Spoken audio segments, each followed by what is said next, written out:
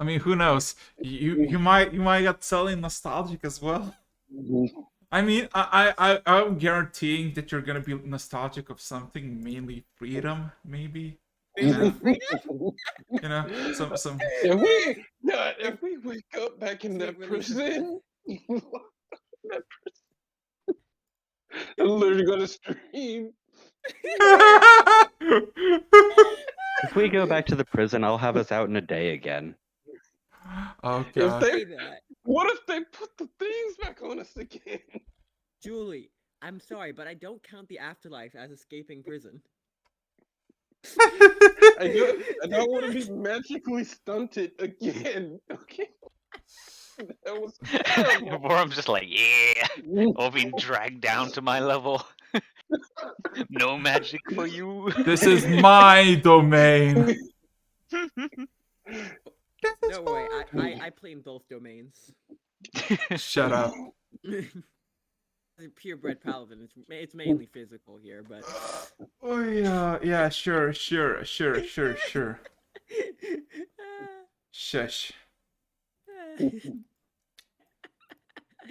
Maybe I should take a dip into Paladin. Level, like our entire party takes 2 levels into paladin, and we all claim to be.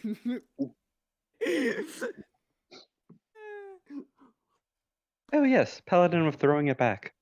Oh, fuck off. Yes, let's go.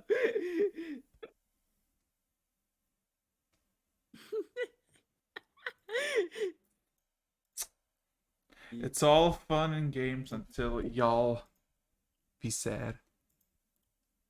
Because there's gonna be a lot of emotions, a lot of different emotions, and I don't even know how to begin besides welcome to session 16. How you doing? Yeah, you're feeling fine, you're feeling optimistic? Good. No? Maybe? Oh, I'm optimistic that something will happen today. Now, question is, good or bad? Ooh. With this group, it's always bad. It's never good. I'm gonna put my money on bad. I feel like the best case scenario is nothing bad happens. Yeah, either something bad happens or nothing happens at all.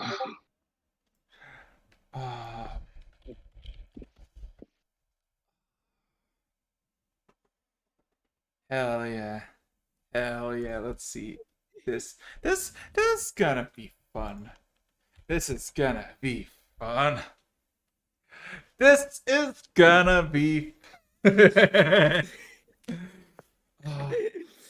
think I'm prepared.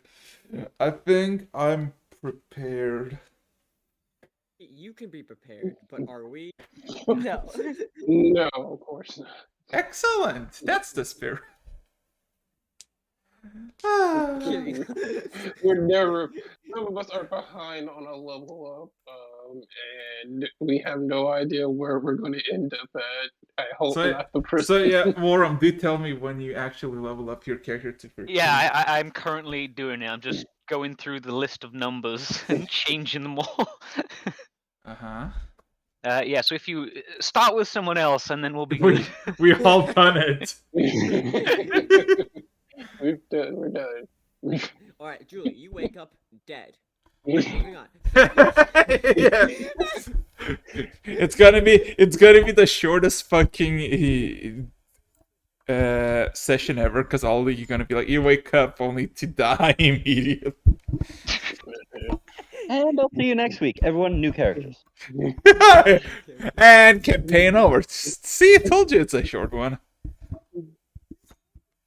But for real, I got a single question for you. Only a single question. Or a objective for the 3 original people who actually started a campaign from session 1. 3 things. Yeah. So no. Just one thing for those people. One thing for those people. Read back to your character backstory. Ha. That's the name of the game today. So if you just a quick summary, just prepare that because I feel like you're gonna all look at it quite often today. Nostalgia. So I have a singular question for all of you, the same one I ask every single session. Are you ready? Yes. As ready as I Looking can over go allow, I stats, think. yes, I think so. Okay, so last we left off, you made your way through the plains outside of South Bluestone, making your way towards Red River alongside Dovkin, and just making your way. It was uneventful for the most part, except for, of course, the early morning when you found out that there was a whole tavern and stables burning, which you came a bit too late. There was nothing to salvage besides a bunch of warmth, but of course you were greedy, so you I didn't don't take. know what you're talking about. I was sleeping. Yeah. So, besides that, you encounter a bunch of bandits just beating the living shit out of a red dragonborn, which you killed them in less than 3 rounds, and then you were tried to be ambushed again until Tara was like, you know what, Ducklick, you know. Yeah, can you go with them? And then he caused a natural disaster, followed by a bunch of corpses, and you all made it to essentially the crossroads that led in all kinds of directions. And people were mostly going to Southstone, but they stopped because there was a fucking fire that was caused by a rogue sorcerer. And you decided to chill. And then, of course, you had a little conversation, and Terry struck a deal with Ducklick, and then Julie says a few magical words that you're the enemies of the fantasies, so don't snitch. Alright? And, oh boy, did Ducklick snitched a lot. Because in a matter of an hour from being there and assessing your situation and where you're gonna go next, one by one, you start to see a bunch of familiar dressed individuals that slowly but surely encircled each and every one of you. And let's just say you did not succeed in your saving throws as you all collapsed to the ground, and Terry was led by a single sentence after that you do not cross the platinum seas. Hell yeah! Ah. So, When they get mad at you for burning down a church, but they say you can't cross them. so with that being said and done, I would like everybody to roll me a d10. Everyone. Yes. I know. Yeah. Okay. I have This two. this is not a session where I ask what you would like to do, because this is a session where This is a We don't get session. to We're all decide what gonna we do. die. So again, roll a d10, and also Worm and Callie re-roll the d10s because you are matched. So.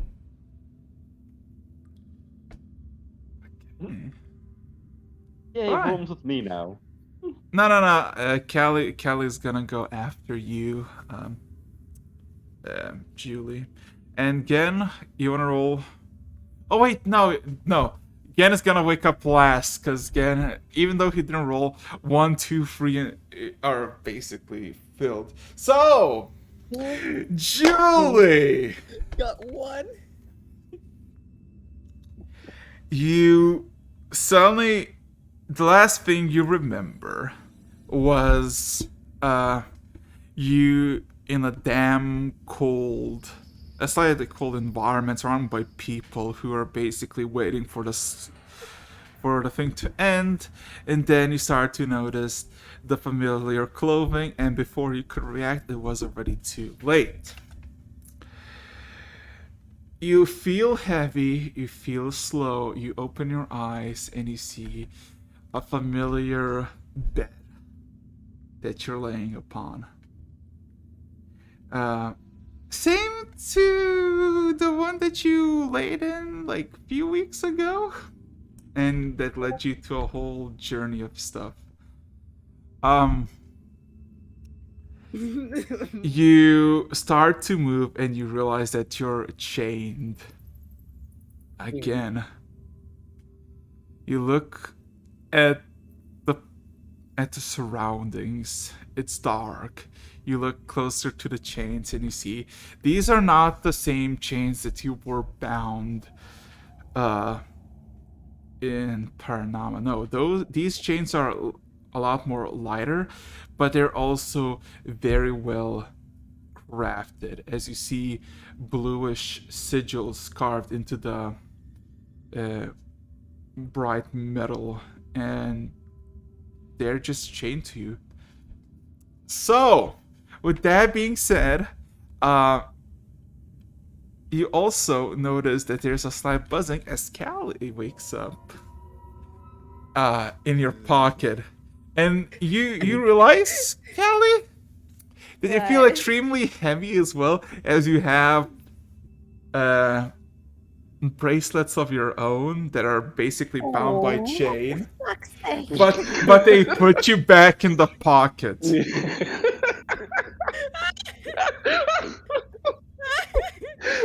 I hate everything.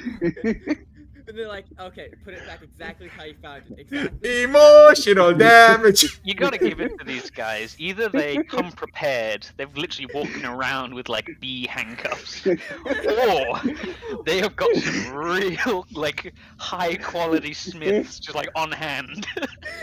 It was actually finger cuffs that they just put around her wrist. It's just someone took off their ring. So there we go. Just welded to like. So yeah, you look around. It is dark. Like you see the cell is like looks like well lit, and you immediately recognize the cell's layout, and you're like, no, this can't be it. Not again. As what Vorum, again, you also wake up in your cells. Not bound by bed, but on the bed, and you have the familiar bracelets, but this time the design is more linear and less heavy, but has some magic encased into them. So probably better than what you faced before. You don't see Doc in any of you, and Terry, you wake up in completely unfamiliar place. You wake up, you feel heavy, you feel bound. You see that it's a very nice, comfortable bed. And you see that there's a toilet. It's a bit dark, but otherwise go. And you see that there's like rails that bind you away from going somewhere else. And beyond it is just complete and utter darkness. And also, to all of you, you are missing your weapons, your items, but your clothing is still the same as you were before. Does that extend to armor? Wait, The armor. you still have the. Yeah, you still have the armor. Yes. Again, you still have your shitty wool jacket. Damn it. They've stunted my arm, so I can't even disguise it to look good. But yeah, you wake up in a cell. So what would you like to do?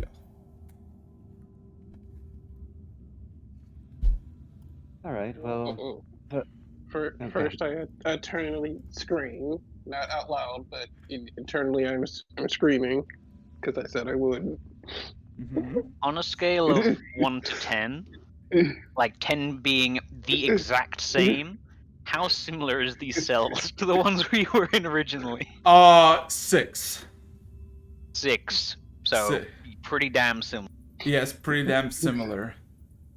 And I'm stuck in there with them. No, you're all you well, Terry, you see no one's there. You all the rest. Well, Callie, you're with Julie, and the rest of you remembered that in original your imprisonment, you were all in separate cells. So that's why probably you don't see the rest of you. Me, who was never in imprisonment. Is Callie chained to me or to the wall? Or No, just no, chained up? she's in your pocket, and you hear struggling. You basically see her struggling as there's like two bracelets on her arms and two bracelets on her individual legs, and they're all chained up. Same with you, and you left in the pocket. I'll look down into the pocket. Oh, first time. Oh no! So wait, okay. Clarification here. Like, are there any? Mace confused, visibly confused. No. Let's see. I have to ask the obvious question: are there any guards posted or like? You don't see literally the cell that you're in is dim lit. Now that your eyes have focus a up. toilet. Yes, you do. It's dim lit, but as soon as you like go just like an inch from the bars, it's just complete and utter darkness. Ah, sucks. Hmm. Well, I mean, wait. I checked for the ring. You know. On one finger was your ring? Oh crap. What finger do you You want to no lose? longer have that finger. I no longer have that finger. Yes, you don't have you. Yeah. You realize Yeah, that yeah. you realize that your finger. Oh, I lost my pinky. Mm-hmm. It's no Wait, longer- I look at my ring. It's taken off, but you still have your gracious and. Yeah, they can find the resources to do tiny cuffs, but they can't do a basic like restore pinky spell. I'm offended. Also, Terry, as you look around, you see a green shade in your cell that is, of course, not bound. And you see it's an old human, maybe in his 50s, if not older, long beard, tired face. My goodness. As it kind of just leans against the walls, it just kind of stares you down with this disgust and hatred. So, are you a random old man or are you Ducklick? First the soup. Clicky. I probably wasn't very polite of me. What's your name? I extend my hand, realizing it's missing a pinky, and then just extend the other hand. We're quite familiar already. It appears I'm guessing I bound to recognize your. the voice. It appears that I'm bound to your foolish soul, anchored for its brew. I'm truly sorry for that one. I've been stuck bound by my own soul for a while now.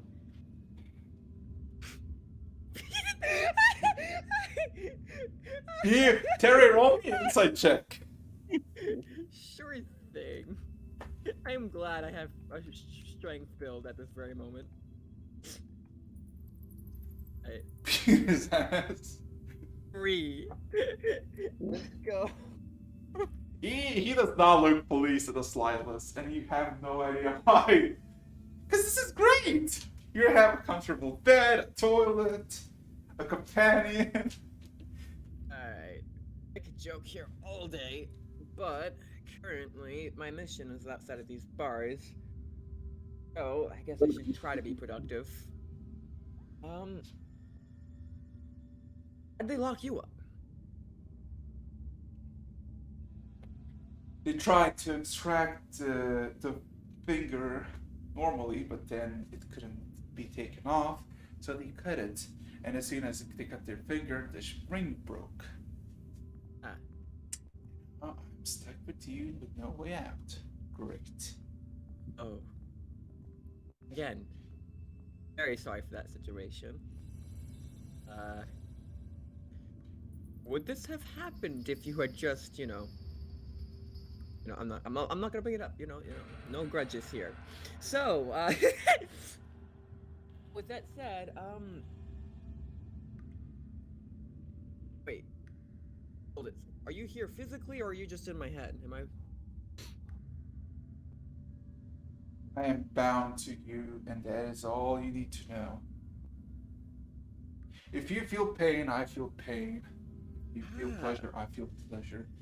Oh. And if I feel agony, so will you. Can any of us see into this cell?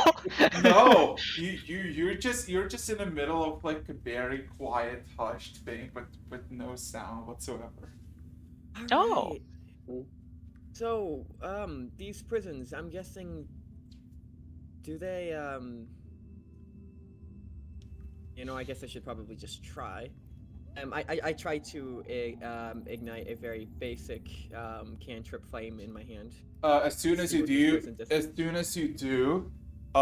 you suddenly see one of the runes just light up, and immediately you feel a zap in your hand that just makes you stop, and you see the reflex of you basically like snapping your hand in pain. You see the duckling mimics it, and he just looks at you. Don't even try. Oh, casting activates it then. Right. Well, I guess I should try it. I remember these prisons. I know where we are. And I know who we are held by. It's gonna You could give me the rundown. Where? Well, you could give me the rundown on he all kind of this, gives you that a would be light. great. He gives you a slight gracious bow before he says, "Well, welcome to Alicorp, the capital city of the Platinum Seas." As he just walks back and forth through the cells, there's not much really a way out. As you can see, we're barred by magic, contained by magic, not to mention all the force fields that would prevent us from going in and out of this place. This is a really sucky situation. How are the runes activated? The runes detect any indication of magic that starts to conjure up and gather up in the caster's body, and that's how it is notified. And once it's notified, you get shocked. Alternatively, you get eviscerated if you try to cast through the pain. So don't even try it. I wasn't about to. He. I'm not even joking. I'm not saying this out of cautiousness. I'm saying that because you're stupid. As he kind of points to your boss. No. All right. Let's. All right. I kind of stretch. So. Oh, this is ridiculous. Oh, he kind of rubs his face. All right. Draw it over. As he kind of walks around and says, "Your allies nearby, probably the next door, guarded by the stone wall. You're all let's find out. Your all minds been skewered, interrogated mentally by the magi located here. Apparently, you have quite a few friends. There's one girl, an ASMR with a bunch of intricate design tattoos of Dunamancy. Are very peculiar about your bee and dwarf friends." Of course. A dwarf. That's the first one he got into trouble. Let me just see something real quick. I'm just gonna slam one of my cuffs, not to try to break it, into one of the bars, just to make noise. And we're gonna see who hears that. You bang it. There's a sudden echo that reverberates behind you and goes into the darkness. But as soon as it enters darkness, it just dissipates. We have no way of telling the torture actually started yet or not. Alright then. I do not believe they're gonna torture you. Not They already me. did. That said, though, I'd like to apologize formally for my former conduct. I was stalling beforehand. Playing stupid usually gets very intelligent people very discouraged and frustrated very quickly. I have a feeling that is not the situation we're in anymore. With that said, And I must apologize for my actions. For while you carry quite a substantial amount of knowledge for a commoner, you didn't have the whole picture. If I knew how much the organization, the mediocrity that I knew and protected for my dear life, has changed over the past 7 centuries, I would definitely done a different. yeah, As it kind of walks Well- on. I won't blame you there. I get the blind loyalty problem. But, with that said, I'm gonna have to make it out of here in one piece. If we make And I have out, don't tell them about my existence. And if we get out, and we mean truly get out, I have a single lead, a potential, a promise that was made to me by my friends that might potentially offer me a new body, and of course, detach myself from you. I would be ashamed not to have an arcane wizard such as yourself. You stopped at the word of wizard. Are you a wizard? Or you follow a different teaching? Wizardry by birth, but master other aspects of arcane as well. Did some untold experimentations with myself as a test subject. To some success. Yes, what magic can do to the body, as he kind of like looks at his arms. So, said, is our looking over this. I wasn't conscious for the whole disarming. Were you able to see where we were brought in, point A to point B?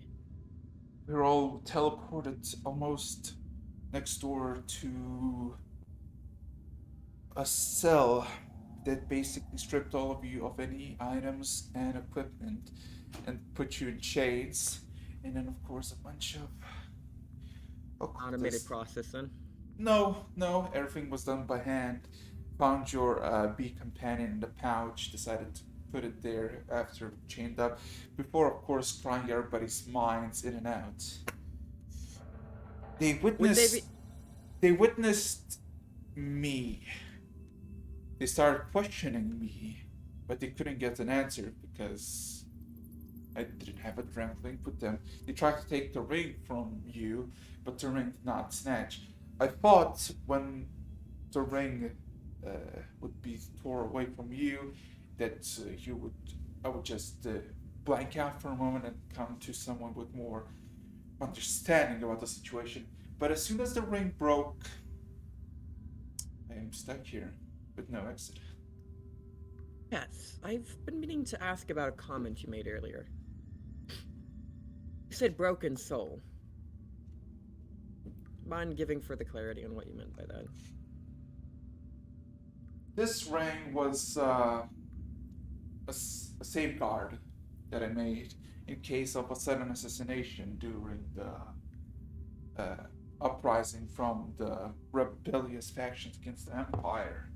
And the whole thing was that the soul would be kept in check, in place, and once my body would have been recovered, the ring would be using my ring, would be able to resurrect me or turn me into a lich. I don't know what's up with your soul, but it's fractured. It's not whole. It's broken to the point that any interaction from me basically fill the void that you have like a sponge in a bucket of water. I see. So that's why you were able to possess me then. Rings normally only allow basic telepathic communication with the user.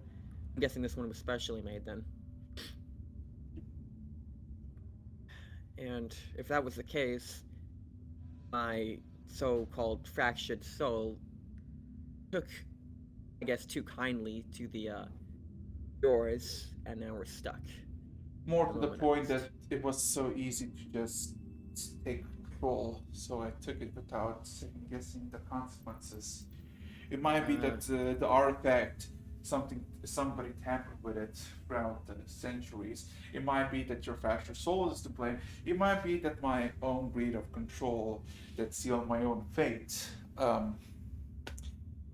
Multiple details, multiple choices, doesn't really matter. I'm stuck here with you, and if you die, I die with you.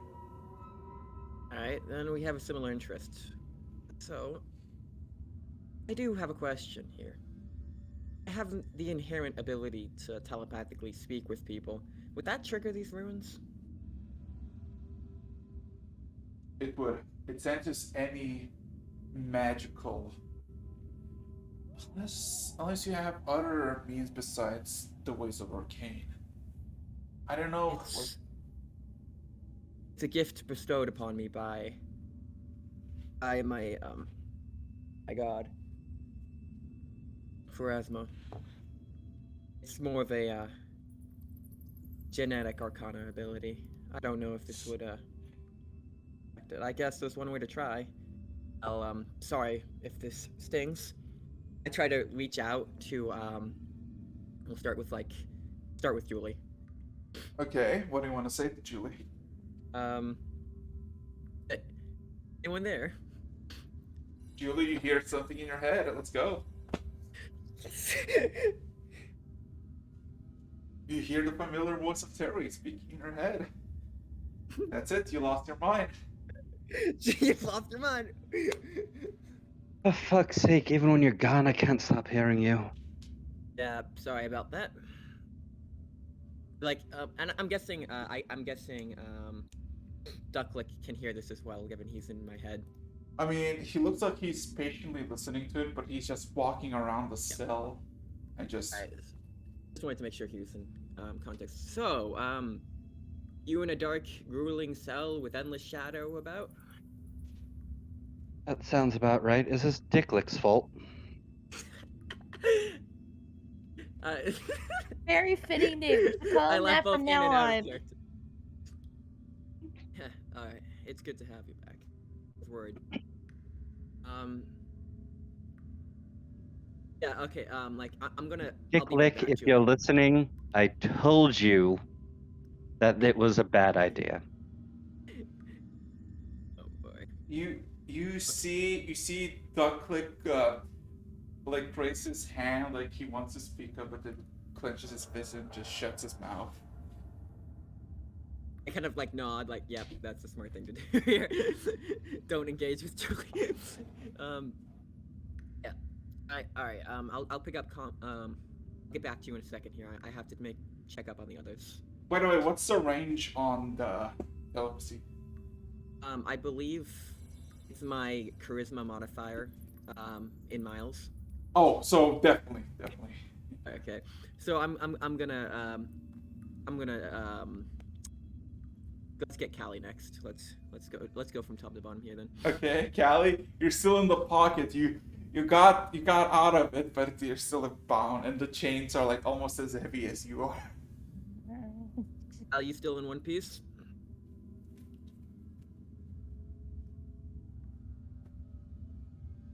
Look what you did. So, Callie, you're in one piece? Get static in response. Nope.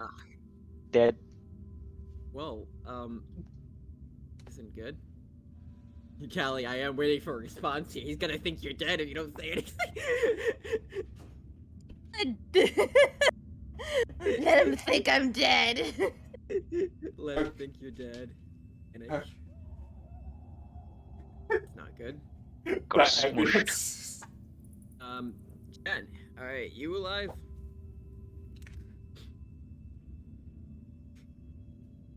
Terry, I don't know how. There are very few This, survivors. this is your fault. I'm blaming you. Understandable. I'm gonna check up on Vorm now. We Alright. should have let you be the soup.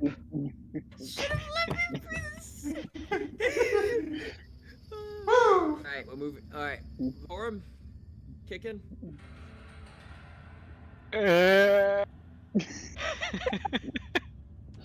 Groans of suffering. Wounds, suffering. You didn't get beat up or anything, but you're like, No, it's just pure emotional suffering. It's just fuck. Alright, Alright, so I guess. Okay, from now on, when I ask a generalized question here, I'm going to assume in game that I ask each of you individually this question. For the sake of time, I am not going to do it for each person. Okay. Have So you guys seen any guards pass by? I can't see anything. It's It is dark. the black void. I've been staring into the void and it may or may not be staring back.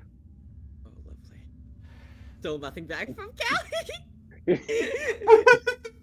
Hey, Callie, can't Callie, like, we could really use Callie right now. Just squeeze through the bars right now. That would be really handy. Just throw her into the darkness. Just. Avoid After with you. hearing that telepathically, I'm like, in my head, I'm like, well, yeah, I guess that could work. And I try What are you getting out doing of there? I her thought you were pocket. Uh, I'm angry at you. You're getting the silent treatment, mister. so here's the thing, Callie. You cannot fly. Oh, no. But I can walk and I can crawl. Yeah. You get into like an inch into the darkness and it just like you try to push in, but it's literally like a force that you cannot penetrate. Well, There's no bars. It's a force field. Well, there are bars, Alright. but it's yeah. before you guys can collect some information, I'm gonna test a few things. Borum! Yep. Buddy! Pal! You suddenly see, you hear, Death. no. You sound like you're constipated. So, You- Literally, there you go. you suddenly hear this, footsteps very close by, like just a few inches beyond the darkness, as the darkness just subsides ever so slightly, and you see a familiar face peering through the darkness. This very cheerful looking ASMR with the bright tattoos on her face that symbolize the six eyes. You remember this ASMR, this cheerful little girl who informed you that you did a wonderful job in the past and offered you one final job. Oh. I'm going to sit on the bed. I imagine I've kind of just been lying there, just without the will to live so far. But upon seeing this, I'm kind of like gonna stare at it for a minute, and then blink and like kind of rub my eyes, and then I'm gonna sit up straight. As the darkness fully subsides and there's only a metal bars barring you from the exit, you see it's a very nice lit room, and you see there's plenty of tables and quite a few individuals sitting on these tables. But now the ASMR got your full attention. She kind of looks at you with a smile, just kind of has her both hands on the side as if to embrace you. But of course, on the other side of the bar, she just says, "Warren, it's been a while. I miss you." I'm gonna kind of just with a look of slight caution, but also kind of almost disgust. I'm gonna go, yes, it has been a while since you so nicely ruined me. Hey, I mean, don't be sour. You're alive. You should be dead by now, but you're alive. So celebrate. I had other retirement plans, ones that didn't involve going to 2 separate jails within the same month. But yes, I suppose I am alive. Thank you so much. Oh. As you hear a meowing sound, and you see that fucking cat.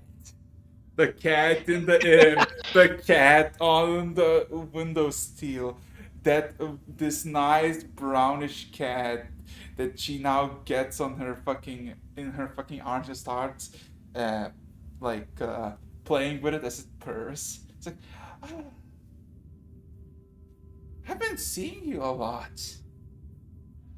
You're very fond of cats, but you are not very good to this one. I wonder why. Listen here. No. Listen I here. do not like this cat. Is that a friend of yours then? Oh, it's my personal creation. The same one. No wonder it shared an affinity for screwing me over. The same one who dispatched your 2 favorite friends and companions. She gives Wow, you you this. really have a shared skill set there, don't you? Hey, well, one of them was a thief who wronged me, and another was a murderer who wronged me twice in a row. Then, if you're so reasonable, may I ask, how did I wrong you? Why do I deserve to be so thoroughly shafted by your mercy? You're still alive. If I wanted you dead, you'd be dead already. She said an assassin after. Here's the thing, Bora, my dearest, as she gets very close to the bars and kind of kneels and like just kind of almost puts the face against the bars. I didn't. Vorum's got like he's got a stony expression, but he's as far away from the bars as possible. Yeah. I never wanted to kill you. I never wanted you to get away from what you did. You were one of the best people ever employed, personally. This is a very strange promotion. Oh, come now. Do you really think people like you are so easy to come by? I knew where I was gonna take you, but I didn't thought it would go the way it did. And I thought you were dead for sure. But come along, you and Bluestone, with a bunch of companions that I did send to death. A lot of interrogation later, and look at that! Somebody sent my dearest friend to the place I wouldn't send.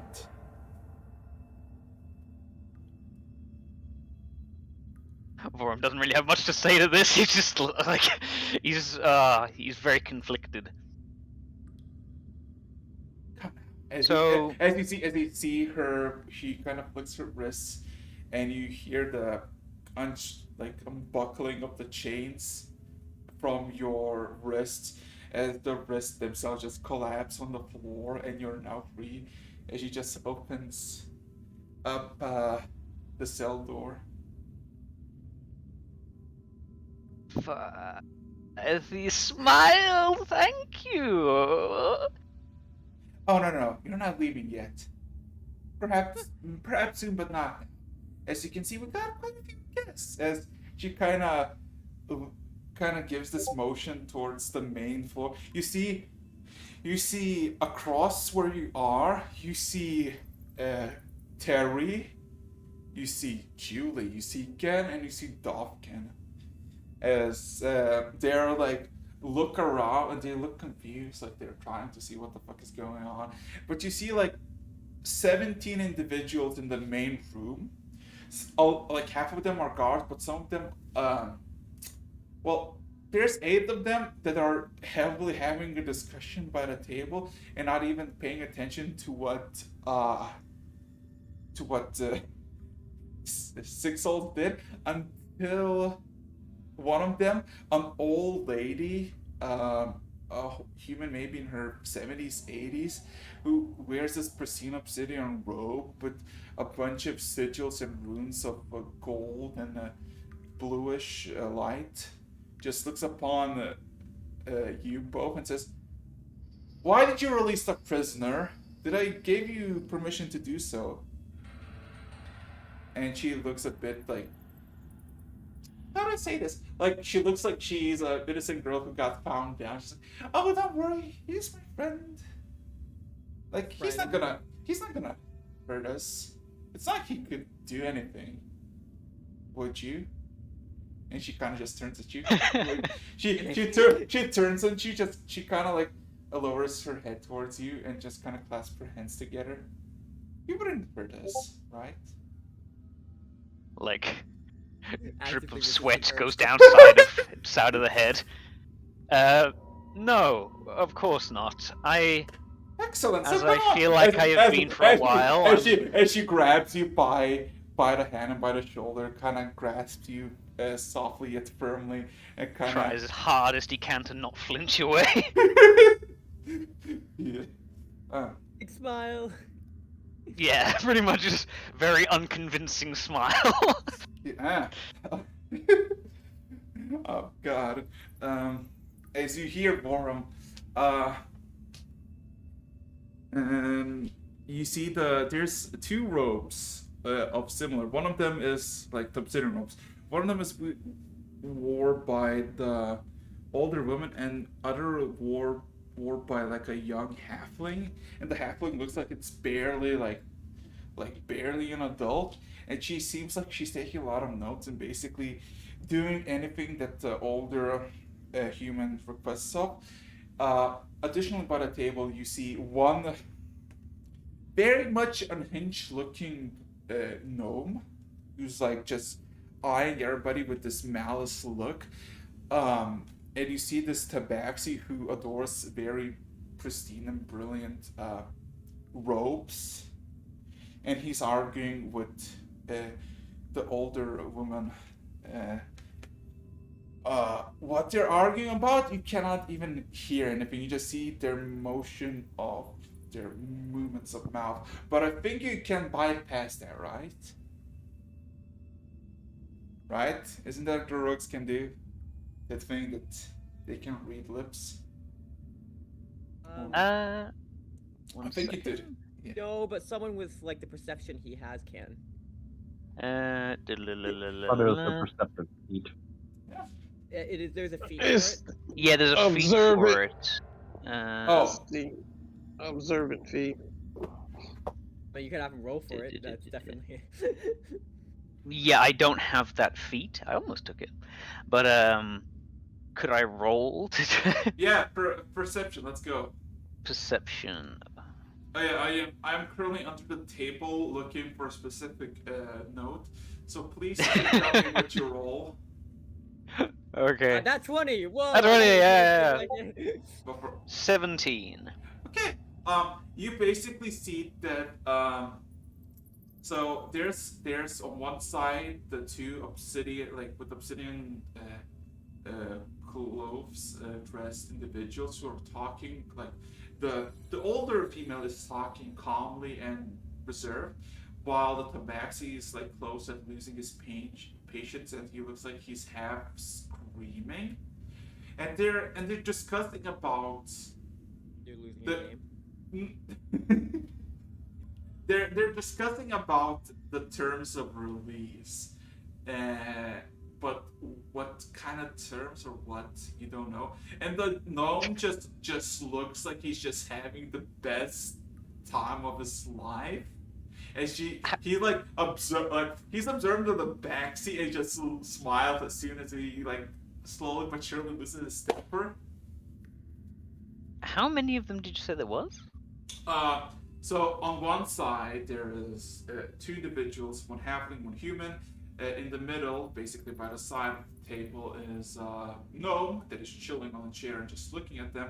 And on the other side, there's a tabaxi that is surrounded by like similar dressed individual, but by the way they dress, they look like I guess his not followers, but more like subjects, or I guess assistants. And he has four of them as they're just discussing.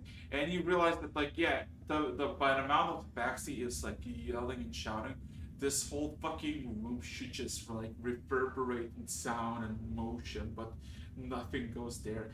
And of course you got Six Souls, who's basically being very, very happy towards you, to the point that Makes you me feel- very, very unhappy. Yeah, like she has the crazy eyes for you. Hmm. Pretty much the And- same eyes that made me agree to the previous job. Okay. and- No. So yeah, as soon as you do that, you see the. I mean, here's the thing. She doesn't really much do anything. Six Souls. She just kind of like observes your friends and kind of looks at you quietly with this like very soft smile, but like very very predatory eyes towards you. Run, man. Yeah. Where? I'm in a cell. And you suddenly see a bunch of shouting coming from the back, and he slams the table as the older woman just kind of just gives a waving motion towards the rest of the cells with a snapping motion, and all of you suddenly see you see all the cells like from the rest of the perspectives. You see the cells just kind of the shadow just dissipates in a matter of seconds, and you see the older woman just kind of approach the first cell, which is Gan, and she kind of just observes for a second and just passes away, goes to another, sees Terry, passes away, and then comes to Julie and stops. Julie, roll me an insight check, and you see, Warren, from your perspective, that the backseat it just comes out of like the chamber, not chamber, but like the place where there's a bunch of tables and chairs, and he comes out yelling, "You cannot do this! You're undermining the laws that have been established for all millennia. What are you doing?" It's all chill, bro. And you see the halfling just immediately turns to the tabaxi, and you see the tabaxi meal just falls on the ground, laying there. And she kind of points at the assistants, who look very troubled, and to the point that you don't know if there's gonna be just conflict. And she just says, "Take care of Hilt for us, will you? He had a very rough day. Also, we can undermine the rules because we made them." As Julie, you hear that, as the halfling turns it as well at you, and yeah, Julie, you see two individuals. Roll. Oh yeah, inside. Did you roll inside? Yeah. 20. Go, So- plus. You see with your passive perception, they're modestly dressed in the obsidian robes with a bunch of arcane runes that's easy to figure out. But also what you see with your passive perception is like below their neckline, which there's only so little, there's incantations tattooed into their skin. And you immediately recognize some of them. You've seen them quite a few times up close and personal with your wife. Oh goodness.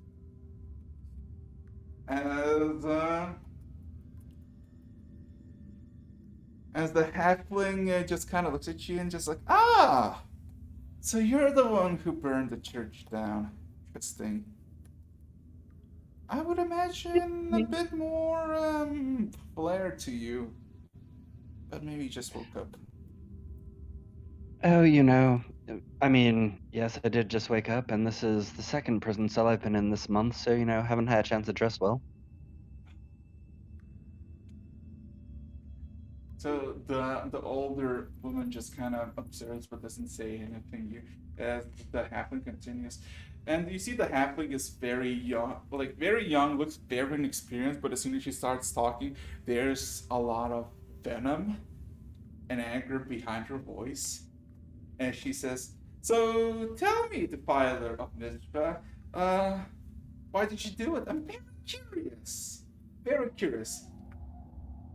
A place so beautiful that didn't do anything. You're not against Mistra, but suddenly you decide to just learn to think that I'm very curious. Could you just explain it yourself?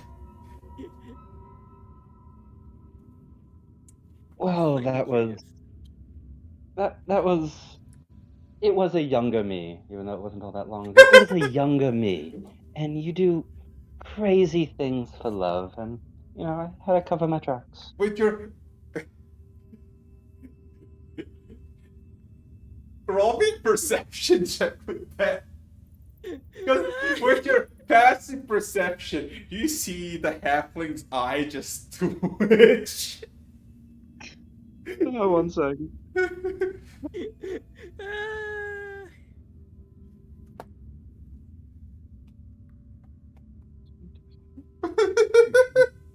Terry can be annoying with pure stupidity, but Julie can do it professionally.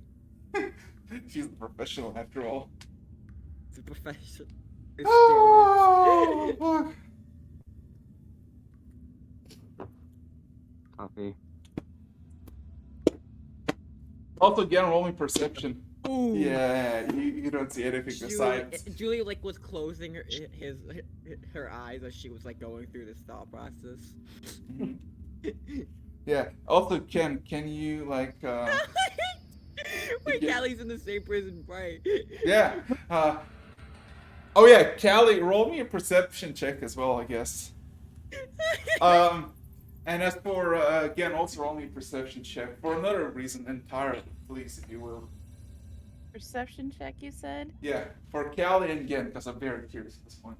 Oh yeah, also in the passive perception, you see Waro in the distance just fucking sweating bullets. As you see both of on his one arm, there's two hands of an ASMR who looks very happy to see him. I don't see crap. Yeah. I'm much more invested in what's happening in my jail cell. Yeah. Perception. Okay, we'll come back to again, I guess. So with me not perceiving any of that. Besides the eye twitch from the halfling. So, if you guys wanted an encore of my performance, you didn't have to go through all this trouble.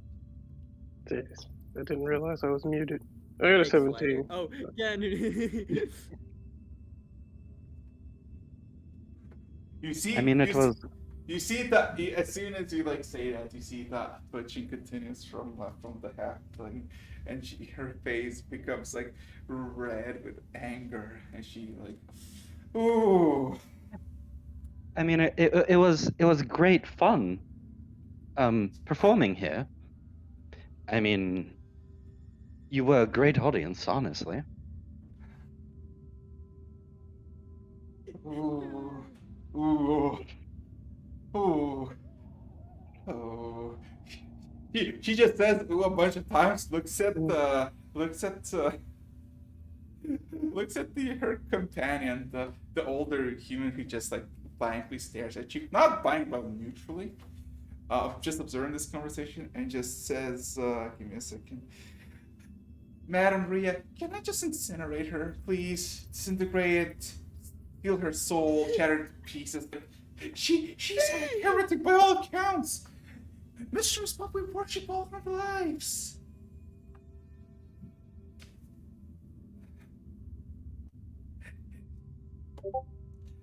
I may be a heretic, but I'm very capable of love.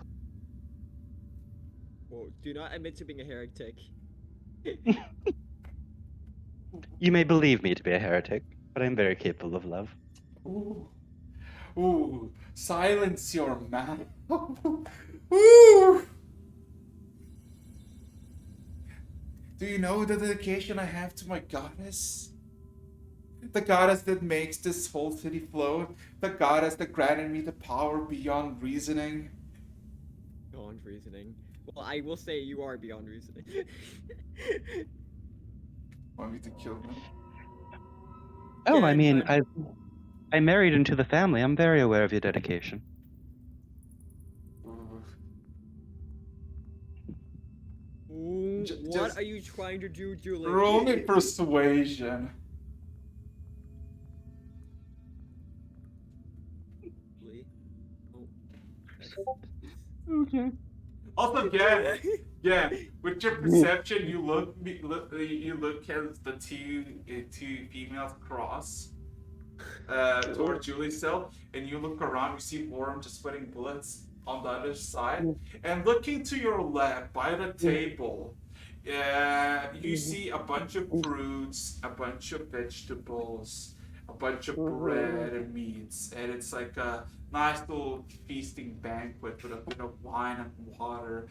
And you see someone eating an apple, and you immediately recognize the fucking bald spot.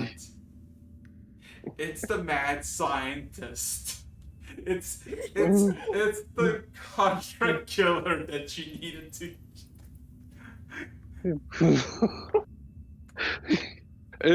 I imagine I'm sitting there like cross-legged, just looking at him like, it's him. Yeah, it's him.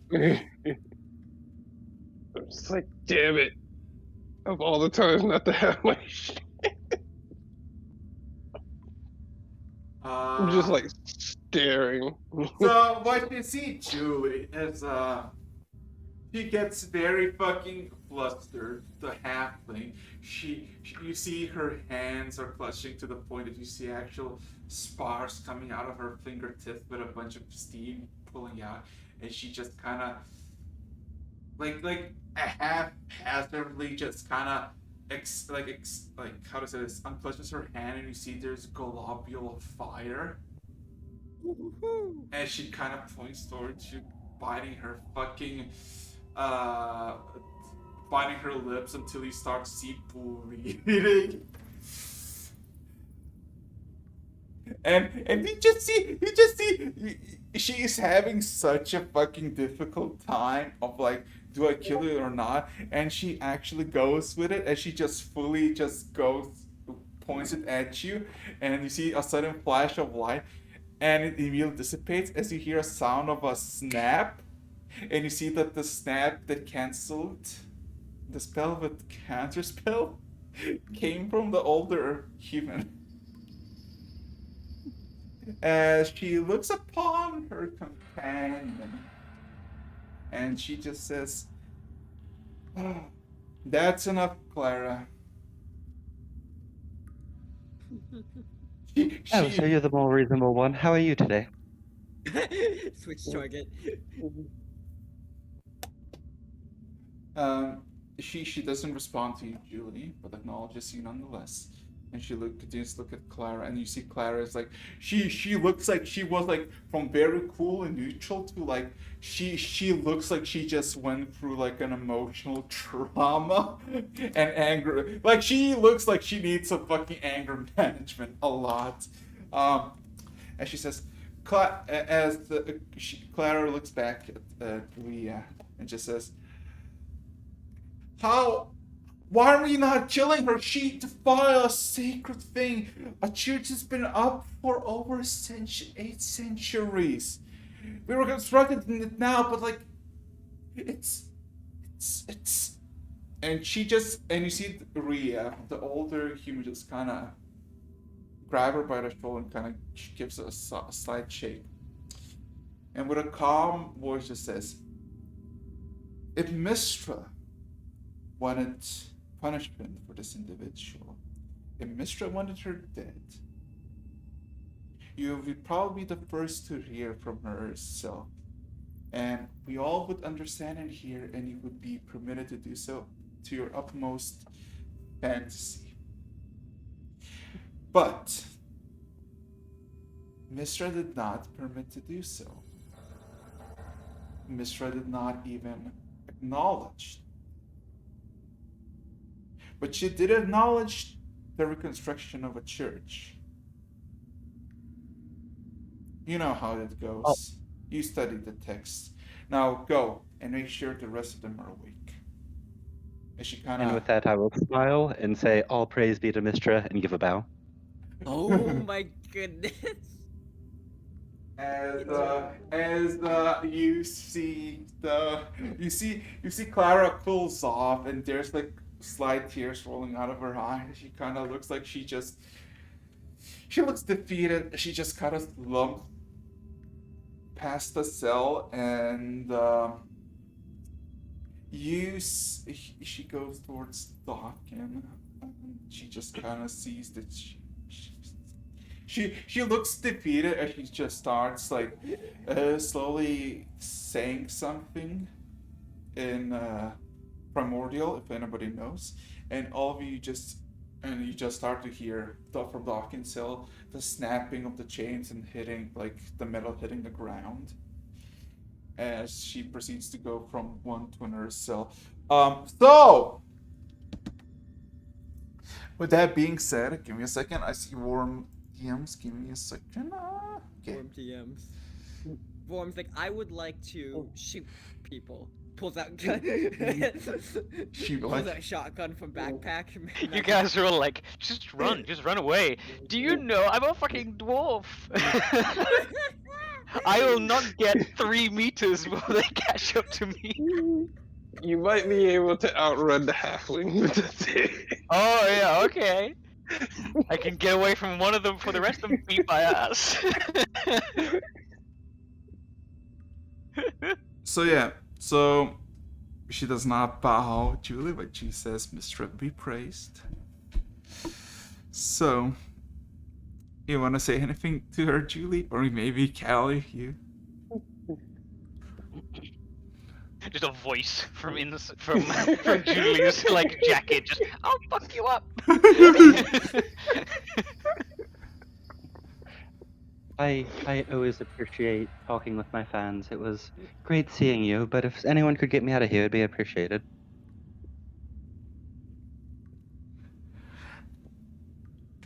I got a lot of questions for you. Oh, I have plenty of answers.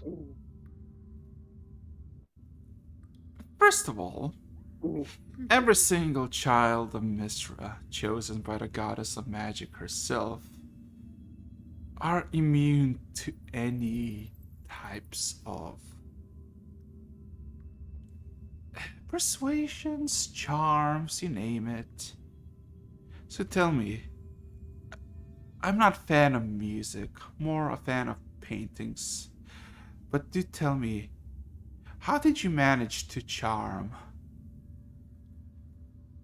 one of my sisters?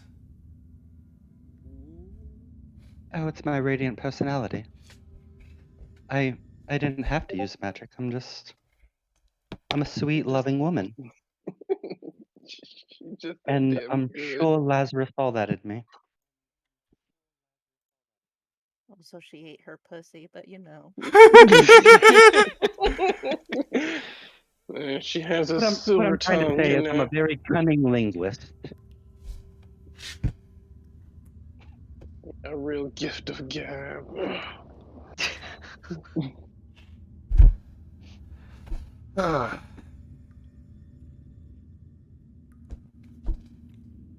Second question. How did you not gain the wrath of Mistra? For Mistra, while generous, has a very, very poor temper. And I see people get flayed alive by coal and fire simultaneously for much lesser deeds, let alone burning an entire church made of stone, which...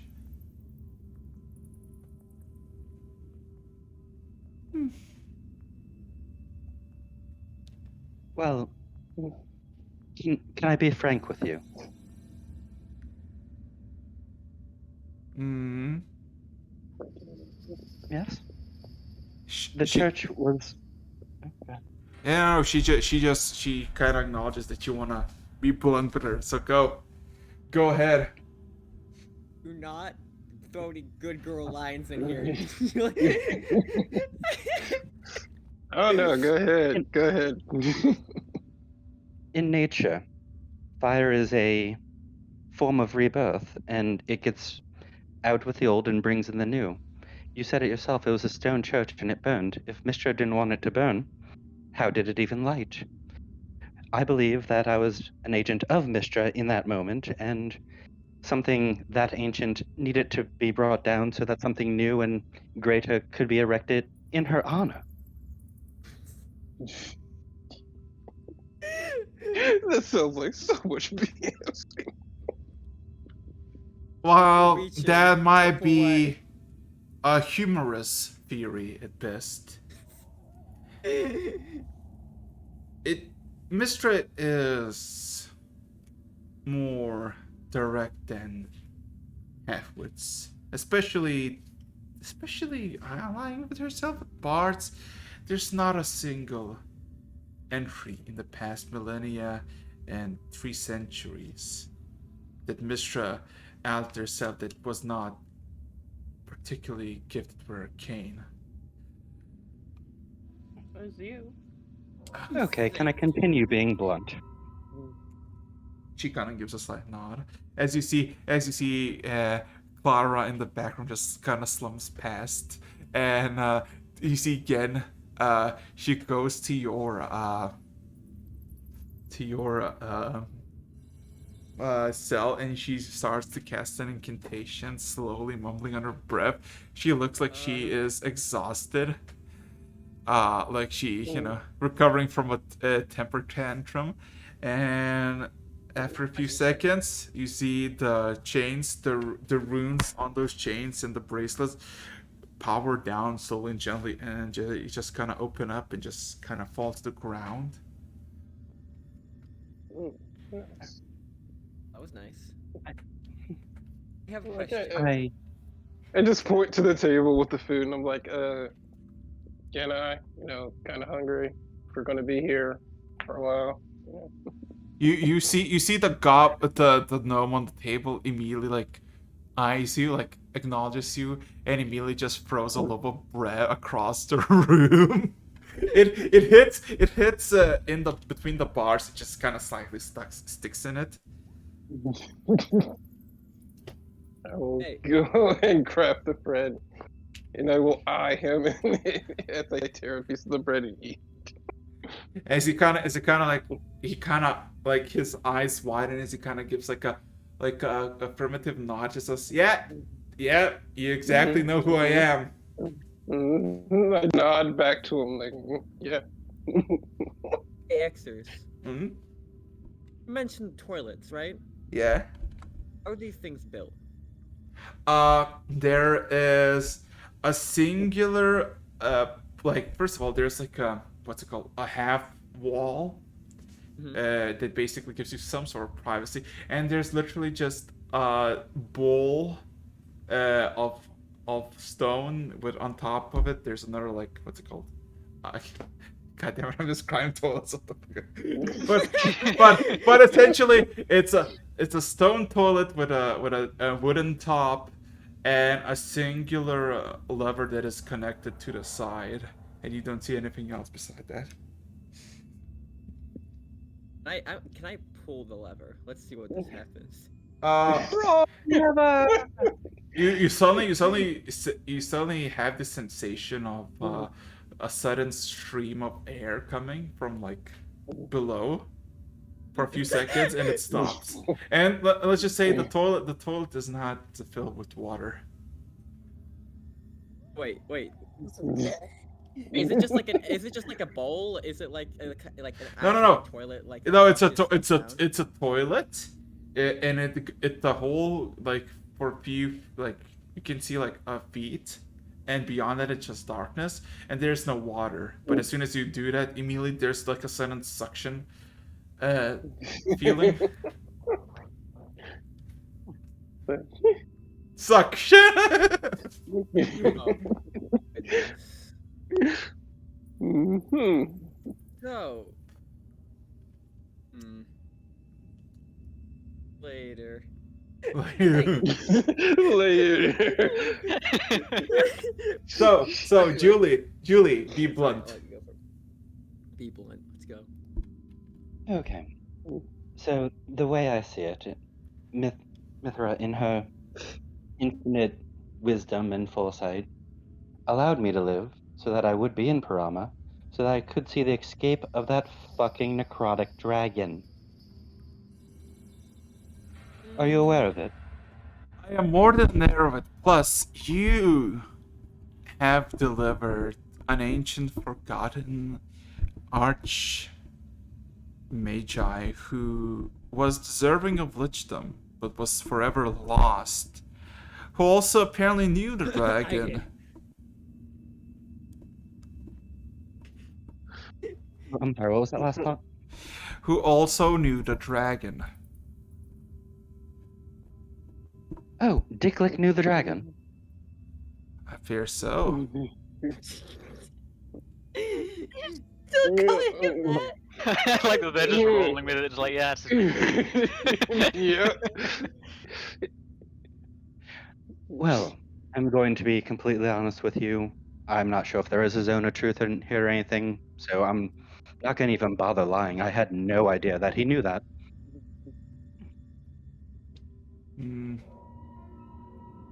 I hear this conversation go on, or is it like Yes, magic? yes, you do. Okay, all right. Just want to clarify. And you see, Speaking- you see. There's a sudden shift from Ducklick as he like overhears it himself, and kind of looks back at you. You have questions? I might got answers. No, But besides curiosity. I digress. I am also aware of that dragon, and thanks to the shackles that you guys have put on us, I am now tied to that dragon too, apparently. So I'm kind of stuck having to get rid of it. If you kill me now, I can't get rid of it. Well, here's the thing. As she kind of gets closer and she kind of snaps her fingers and you see the familiar chains. Cal, you're still chained. Um, and she kind of starts tampering a bit with the doors. Nobody wanted you dead. Nobody got you for anything. You just wound up in Paranama, and we didn't know until the breakout happened that you were there. I'm sorry, you didn't know I was there.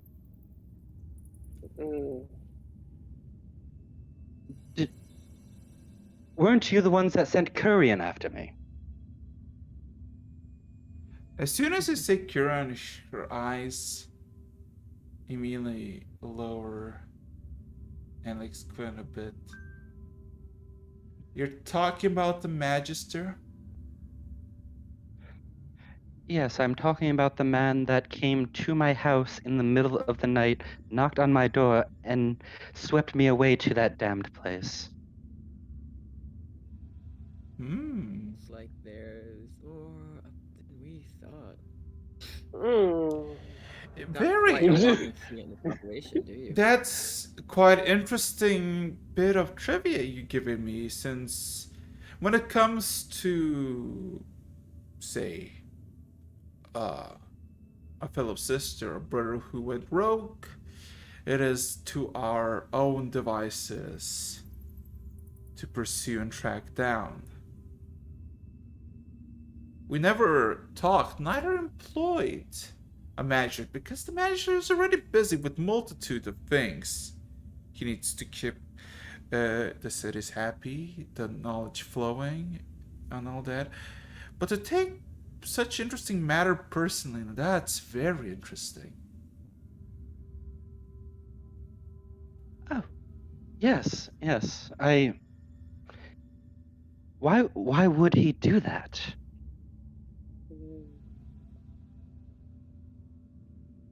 Now you gotta tell me why.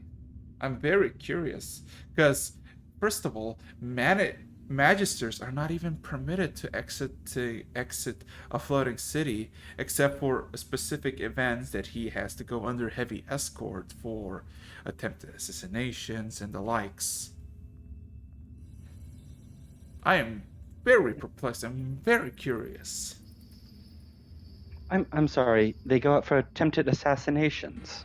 No, what she said is that they cannot leave the floating cities because of yeah, because of a they chance. may get assassinated. Okay. Yeah, they're the target. Okay. So, I mean, I'm going to be honest. I thought he came out because of, the whole church incident. But no, I was happily asleep in bed with my wife, and this man comes knocking on my door.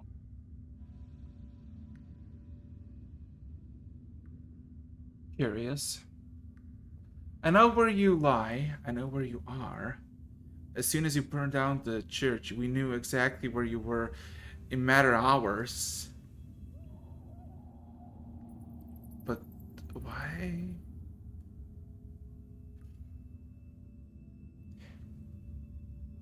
She kind of gets her hands behind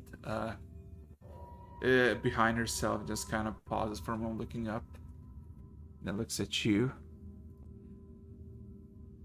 Oh, I do have a question. A very interesting question. A peculiar question. It's something that a bard should know best. Of course. How much did you get paid? Because your performances were lavish, grand. I was being paid.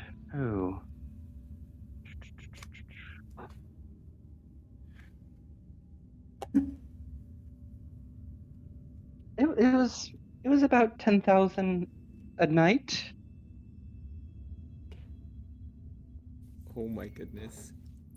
Dang. If I remember correctly, you've been here for almost a month, with the final day of your performances making off with one of my sisters, not to mention a bunch of rubble and burned marble. But interestingly enough, the Magister never made a request for an inquiry of that sum. It sounds like he was trying to keep his activities under the table then, doesn't it? And it does. Curiouser and curiouser, is it not? Indeed it is. By the current law, by the thing that you are sentenced by the Empire, in the proxy of the Platinum Seas, you are charged for arson and terrorism, not to mention defilation of the sacred goddess of Mistra, and to be executed on the spot. The main issue about it is if any, and I mean any, crimes related to Mistra or the goddess of magic, may it be her destruction of her monuments, this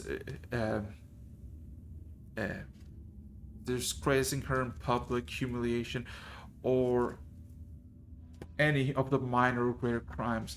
It is up to us personally to acknowledge, observe, make the punishment, and then proceed with it. Giving at the cost of war. Are you asking this out loud? Yeah, no, Terry pipes up at that comment. She does not acknowledge you. You know what I mean. And you think you're the only ones who spotted us there?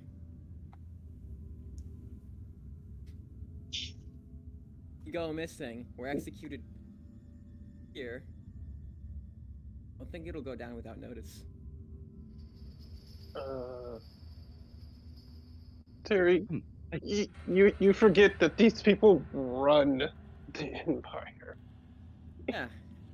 And or be expensive. I'm pretty sure if they wanted some small fries like us to disappear without a trace, just like it happened once before, See, just like it's happening right now. Roll me a wisdom saving throw, Terry. poor thing. This can't possibly go badly. I do apologize for being any Oh, inconvenience at all, but could you unlock my little friend Callie? before you do that, give me a second. Only good wisdom saving throw I've ever gotten. Oh no, you failed it.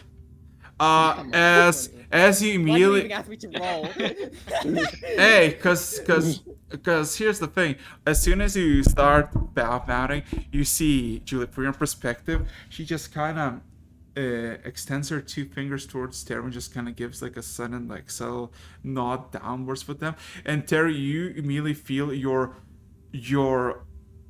chin just crack as it suddenly just becomes heavy as an elephant, and you just immediately plummet to the ground, taking 34 psychic damage.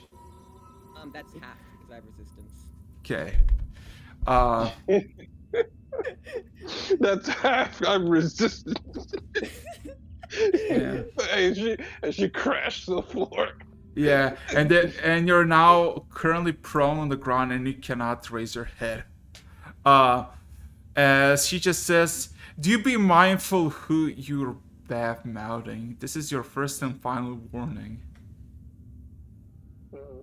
As she looks back at you, Julie, and looks upon the Callie, it just kind of snaps her fingers again, and you see Callie's little tiny chain just kind of, you just hear like click, click, click, and just kind of get off her. Shake my head, idiot. Talking about Terry. Wait, what? I'm unchained? Yes. Yeah, you got unchained because Julie requested it. Look He's back gonna at think to Julie. talk like they've gotten reckless. Thank you. I appreciate your help. As your companion was saying, if we wanted to execute it, we would have been we would already have executed you.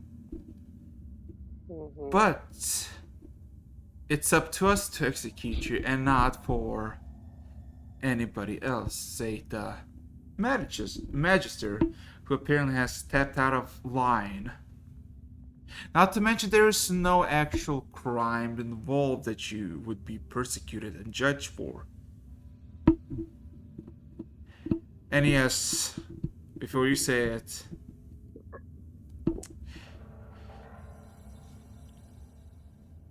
you running away from one of the sisters. She kind of gives you a sly smile. It's a thing that some younger chosen do quite frequently. Mostly subtly, but apparently you decided to go not so subtle. Extra mile, continent, or something away. No, more like, bring a church down. She went ham on it. She made a statement. Full commitment. This is full expression of love. Fiery passion. Mm-hmm. But I have heard that was rebuilt and better than ever now. Imagine how much that cost to rebuild that church.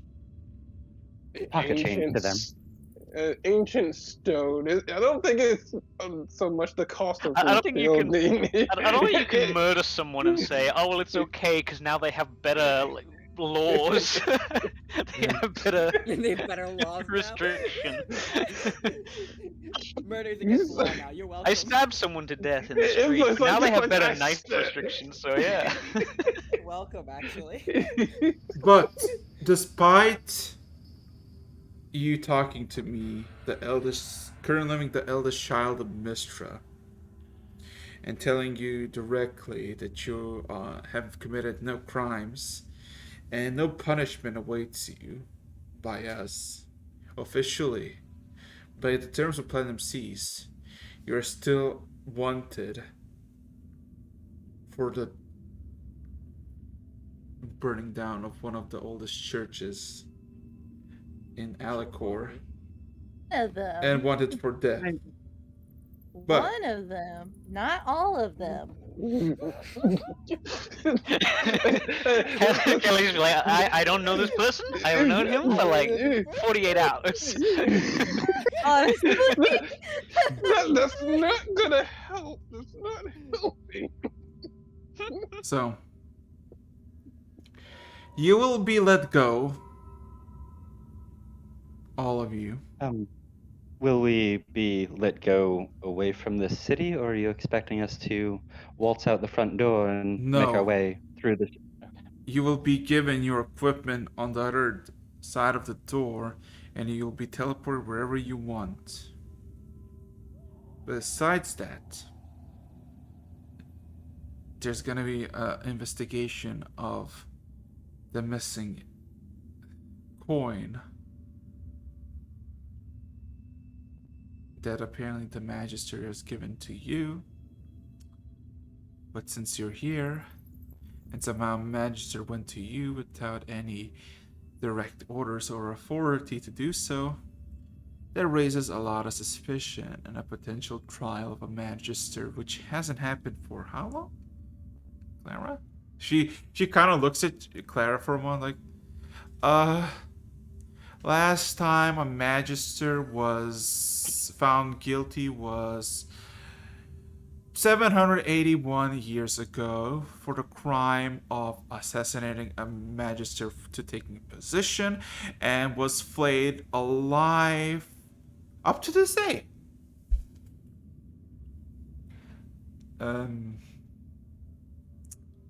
As you see, as you see, the older child of Mr. just kind of looks at you, Julie. Look. So, all the shit that's happened to me in recent months is due to him stepping out of line. Me no longer having a home with my loving wife is because he stepped out of line. Is that what you're telling me? Well, you seem like the perfect target for it, is it not? Someone who burned down the church of the most beloved goddess in the capital of said goddess. I suppose. I can't be too upset, but after the trial, can I be there for his flaying? The trial will decide its fate, but at the moment, investigation needs to be held, and until then, you will be still wanted for the crimes that you committed. It would be a lot more easier if you haven't committed those crimes, but alas, such is the frenzy of youth. So true. So true. Terry, so while you're basically just laying on the ground and you're trying to like raise your chin and your chin is still heavy, You see, of course, that Ducklick is not affected by it, and you start to hear that you can get teleport wherever you want. And you see, Ducklick just kind of crouches down and says, we use this opportunity to go where I want. If I go to Shallow Canyon, I can lead us to a place where potentially we can solve our little. He kind of looks like he has his hand motion like between you and me, like like our little problem. Alright then. Let's hope this doesn't get me another face palm. Shallow Canyon. Are you yelling out loud? He's just yelling at the You just put, ground. just like face on the ground. You just straight to the floor. Shallow Canyon. Okay. I like to think that Ducklick is You see, like, you moron. you see Julie from her your perspective as you're gonna take another step. You just hear Shallow Canyon, and you see Julie. you see the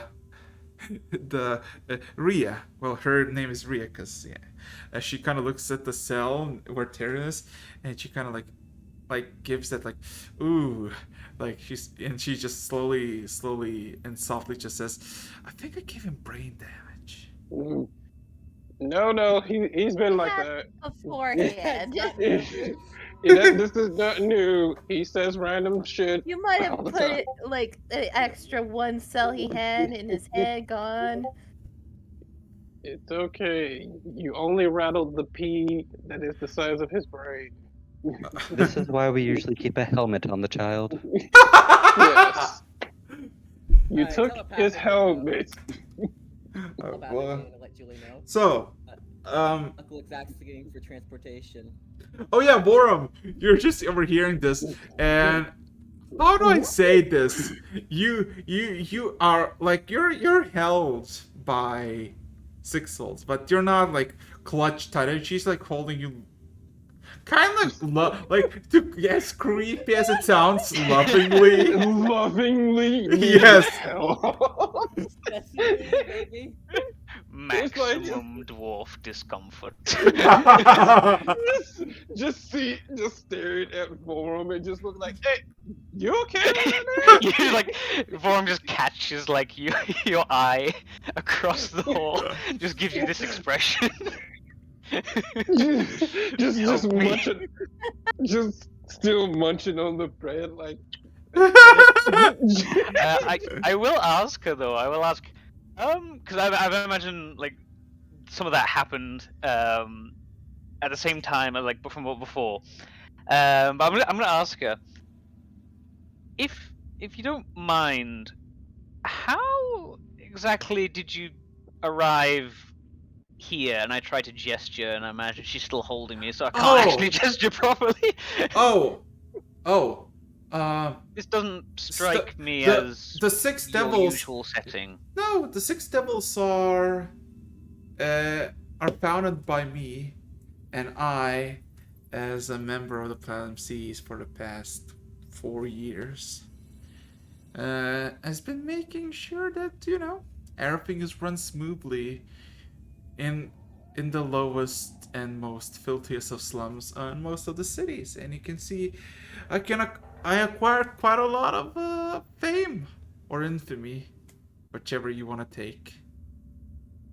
I kind of just nod at that, kind of processing that, and I say, so the murder of several dozen people is keeping order. Well, do you want? Well, I don't remember what those people were, but let's just Don't worry, say I don't think she does. I wouldn't expect her to. she looks a bit to the point like she's daydreaming. But I think there were a few rapists, a few slave traffickers, essentially people that the Platinum Seas are very not friendly with, not the types of people that you really want to keep order on the lowest levels of the city life. So, a whoosh there and a whoosh there. She kind of grabs her, like, lets you go and grabs her cat. Just kind of gives like not tosses, but like she kind of waves her cat like a whoosh there and a whoosh there, and there they sected, and it's easy as pie. Okay. I'm just like uncomfortable, like nodding, but everything in his eyes is like deeply uncomfortable. I'm like, I see. So why did that require me to be there amidst all the bodies? Well, Yes. I totally rolled that save wrong. I hit Well. that. If I am valuable in any way, I apologize that I am not able to see the reasoning. Well, the simple fact was that you were supposed to oversee the thing if anything went wrong, and of course it did went wrong. That's why I had a safekeep of a bunch of assistants hidden in the crates. And of course, being so close to the port, it was filled with all kinds of grim and disgusting parts of fish and unwanted individuals alike. You would have been safe. You've been fine, but I was told that you were dead. That you were just eviscerated by one of the parties that went haywire. Okay, so I've just reread the thing, the actual backstory again, and no, it makes a lot more sense now. So yeah, Vorum's literally just gonna click in his head and go, oh, I see. Yeah. If I knew that you were alive, if I knew where you would have been, like you have a reputation of impeccable work for like decades. You're a wonderful asset. What type of work? Vorum just like smile and nod internally he's like, bitch, I wanna fucking retire, I'm out of here. Smile and nod. And of course, if you retired, I would have allowed it, certainly, but like I needed a job to do. I wanted everything to go swimmingly. And you were the only person who had some actual, well, now I have a lot of competent people. Well, quite a few. I did always pride myself on a reputation for being reliable. I understand. So yeah, that's why you were so good at it, and you did a job wonderfully. You were not some sort of loose end individual that was making drugs, an individual who harvested organs from orphans that were lost. You were basically a very excellent informant and a person who you could rely for any solid leads on about anything, and were very capable in just logistics of information. You were incredibly valuable at the beginning months of the Six Devils, and I could not thank you enough. Like, really. Can I do a religion check on what that is? Damn. And you see with her more praises of you, she gets a bit more closer, and it's getting a bit Nodding increases. I'm just whispering like, get it forward, get it You're forward. forgetting about his extensive knowledge of architecture and all things dwarven. That was very handy for us. He knows all about plans. We've discovered I have emerging skill sets in architecture and limb dismemberment. I already knew that one given your recent skills. I'm just gonna like nod further, and then I'm just gonna like, well, I'm very happy that we have sorted. I now understand our situation. I was very worried I had somehow disappointed you, which isn't a great idea from my own experience. But yes, I just wanted to make sure everything was fine. Oh, and I'm very happy that it is. Born. Yes. you see her being like very satisfied with that answer. Just says, I know that you're gonna retire, but also you got a job to do because apparently you're gonna die soon, so that's not very good. Boris is like pale face, just like Wanna help? I suspected as much. Yes. And if you need anything, and I do mean anything, as she kind of grabs your hands with hers. Born, get it, Born.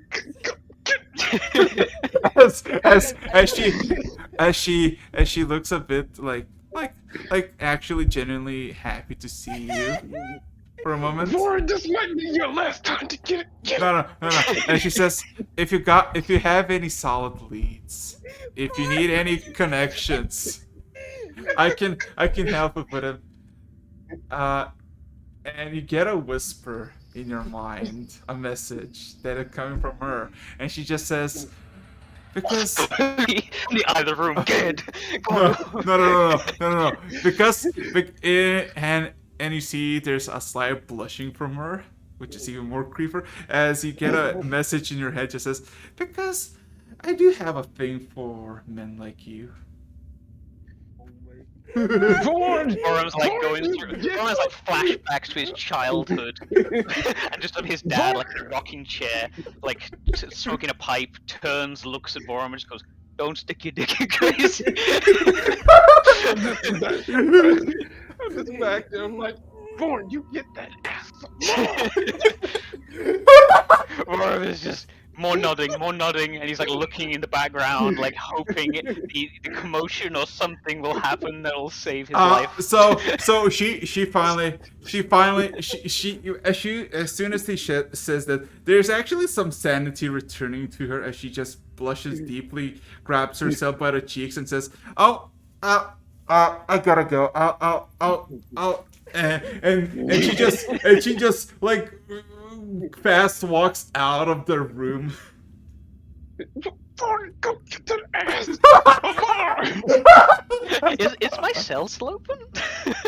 You're not in the cell. She pulled you out of the cell. Oh yeah, she did. You're the only one just standing out. I'm just stood like in the main central room. Yeah. Is anyone paying attention to me? I think everyone's paying attention to you right now. Oh shit. I am just like pointing to them. Just comfortable watching you. Wait, how many? Is it just the one exit to this room? Wasn't Yeah, it? there's one exit, and it's basically. I'm just gonna. It's like very I mean, yeah. I mean, she walks out of the same door. So I mean, if you want to go after, I kind of just like look at the door, look at my cell, look at the rest of the room. look over to the cells and just see all the rest of you guys just like go. Terry is not supporting this as he's face planted into the ground. I don't say any words, but my face somehow communicates perfectly. I might die if I go that direction. I might die. Also, that was a thumbs up. Wave him along. Also, as soon as she walks away and you have this choice for him, you get a whisper and it says, "Hey, it's me, the gnome from the table. If you want some food, you can come and eat." That sounds like an okay. actually good time. Yeah, sure. I'm gonna go over to the table very hesitantly and sit down. Yeah. You don't understand. I don't want to follow her. Bad things might happen. I mean, you can have a table, but there's a whole ass meal through that door. I'm like over there, stop, like, what the hell? Like, He just looks at you and he's like, "Listen, you're the only one who can come back to life." Wait! It's literally half of the parts like, go after her. And I was like, what? Not like no, is- run! Yeah, I'm Dude, this tally is- on this one. Go Go is the get me. is the gnome? Was it? Yeah, no. Sent the. Is he actually looking at me, or is Yeah, that just purely he telepathic? well, I mean, you get a message in your head, and he says that he's the gnome on the table, and as soon as you look at him, he kind of gives like a acknowledging nod. Okay, I'm gonna like just look at him, and I'm gonna like point at the table, like very casually with one hand, like point the table, then then point at the door at the exit. He just kind of shrugs, like neutrally just shrugs. Okay, So, fuck it. I've got the excuse to walk out of the room. Sure, why not? I'm gonna leave. Okay, so Julie, at this point, Attaboy! Ken is like, Warren, what have you done? Look, this may be your last chance. You take it. Somebody needs to get lucky. He just shakes his head. The crazy Why- woman? I No. tried to help him get lucky, and he said no. You don't understand. You guys don't understand how. Warren, You don't understand who she Look, is. I'm gonna die. Look, I- we all like, die I was at reading the this signs. I'm like, that anyway. woman is creepy. She's scary. Get out. Run for your Look, life. We all may die from Listen, my option is. dragon. My options were 1. Return to cell and await death. 2. Sit down at the table and await death. Or 3. Follow her and experience possibly. I don't know. I don't. He knows she's crazy, but I don't know how crazy. So maybe a worse death. I don't know. Hey, Warren, I don't know you what may die fate is with worse here. BDSM, then I, death. you I- can die with a smile on your face though. I know No. how to make creepy. I know how to make complex characters because I gave this whole thing, and you don't know if it's a good thing or a bad thing. Look, we may all die at the end of this. Ken- These Ken- have this experience. Ken is like, fuck yeah, get some. Yes, all right. We're trying to go fight a freaking dragon and fighting. How crazier can it get? Hey, question: who is in this room at this point? Like, Okay, so Yeah, I think we need a recap. What's okay, going on? So Clara is silently in the corner of like the cells, like the edge of the main hall, and she just kind of pouts silently. She's still a bit shaken up by the whole outburst she had.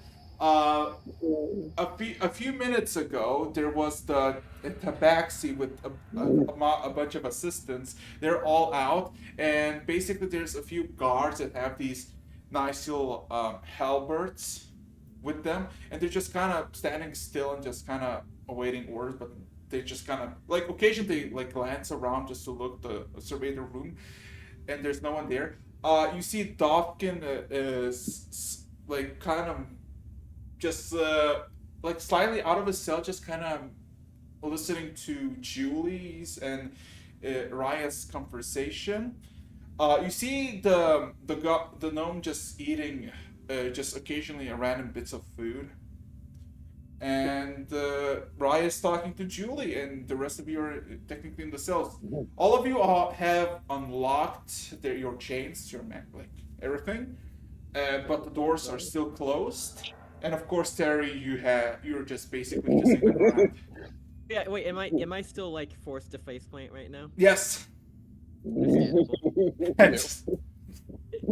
So the rest of them are pretty much all just locked up, and then Vorm's just been allowed to walk around. Yeah, Yep, essentially. you're the only one. And Oh, it's still, shit. like pointing to the door, like, yo. Fine, fine. I do apologize for the idiot paladin up there. He sometimes talks more than he thinks. But would you be so kind as to release him from that faceplant and release us from this prison? I mean, you can leave him face plant. Before I do both of these things, I need to know where you're gonna head. I need to know what you're gonna do, what are your plans are. You're saying that you're gonna try to fight someone that is literally killable. Because we know of Paranama, the thing that has been locked up there for God knows how long. Where it came from, we don't know. We just found it with one of the northern expeditions a few centuries ago. It's unkillable. Like you can damage it, you can eviscerate it into a pile of chunk, you can disintegrate it, but eventually just reforms in its form. And no matter how much you slay it, it just comes back. So I'm very curious, what kind of plan do you have? What kind of insight that you can tell me that even us digging through your skull, through your mind, didn't give us any insight? Locked inside our heads? Ew. Oh, I apologize for what you saw. A whole lot of empty space. like just open up my mind. This is like, just empty record the blank. void. He is the void. It's not just the void. Well, as you've said yourself, if Mithra wanted us dead, we'd be dead. I'm still standing here, so obviously she saw some potential in me. You may not be able to see it, they may not be able to see it, but Mithra was able to see that there's something in me. And I'm going to assume my entire group, since we're all together now, that we can make a difference, and we could possibly do something I don't even know yet. But we may be able to finally resolve this. I have a question. Like I said, Terry says this out loud. Terry says into the ground. He's talking straight into the ground. Talking to the crowd. Uh-huh. Legitimate, like no, I'm trying to what's the person's name? The person that's talking to Julie at the moment. Ria. Rhea, how much faith do you have in your god? Oh, honey, don't say that to her. Don't start. She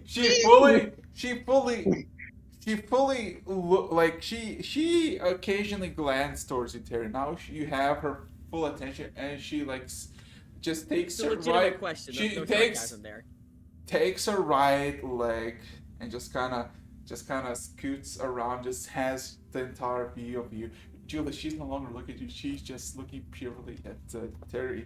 It says, my devotion to the goddess has been unbroken, unchanging, and uncorruptible for the past 78 years. You understand my faith in our mission to be able to defeat this creature, then? I worship the god, Paranama. If she wants something dead, we'll die.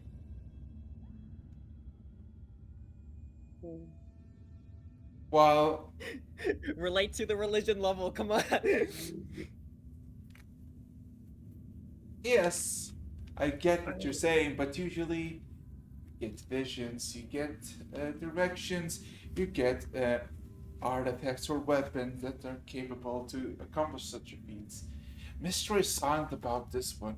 What Pharasma told you that might change my mind?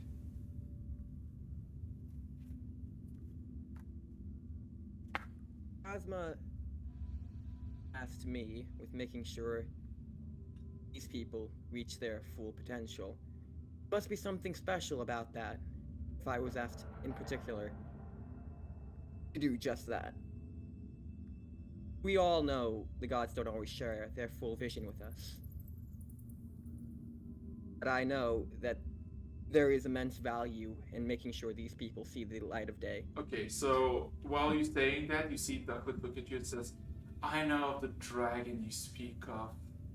Return my body once more and we can speak further about it. But I'm not an expert. I'll let you speak. Guys, I have to go and AFK I for give just control a few. over to I'll be right him. back. Oh my god.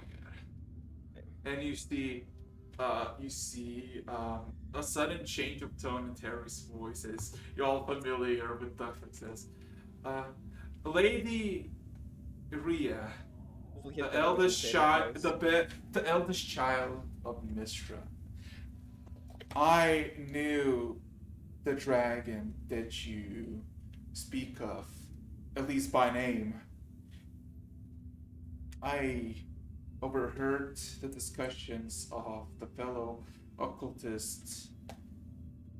They saw what this body saw, that he obtained knowledge of me, and I am certain that there is some sort of causation. For you told me that the creature was captured, imprisoned there.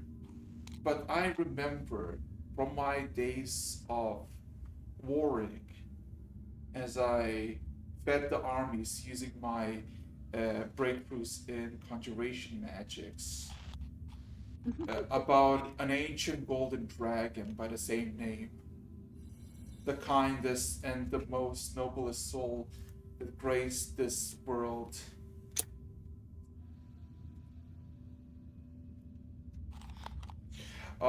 And Ria just kind of looks a bit surprised.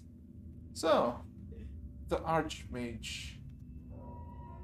The Archmage. Give me a second. The Archmage. God damn it. Where the fuck is it? Oh, yeah.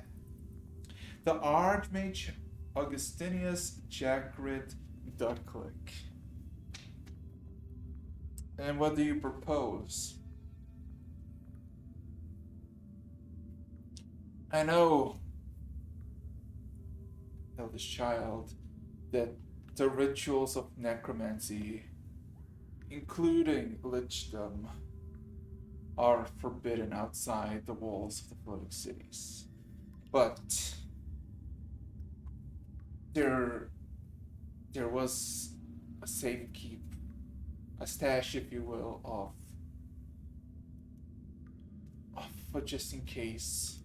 A promise that were made by my friends long ago before it perished. It's a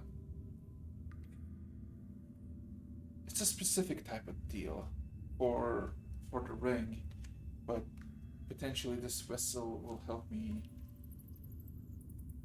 or supplement it likewise. And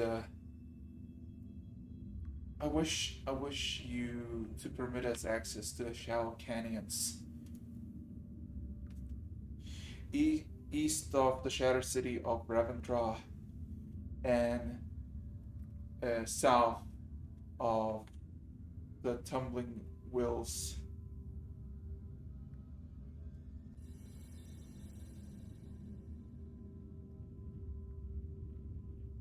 She kind of looks a bit.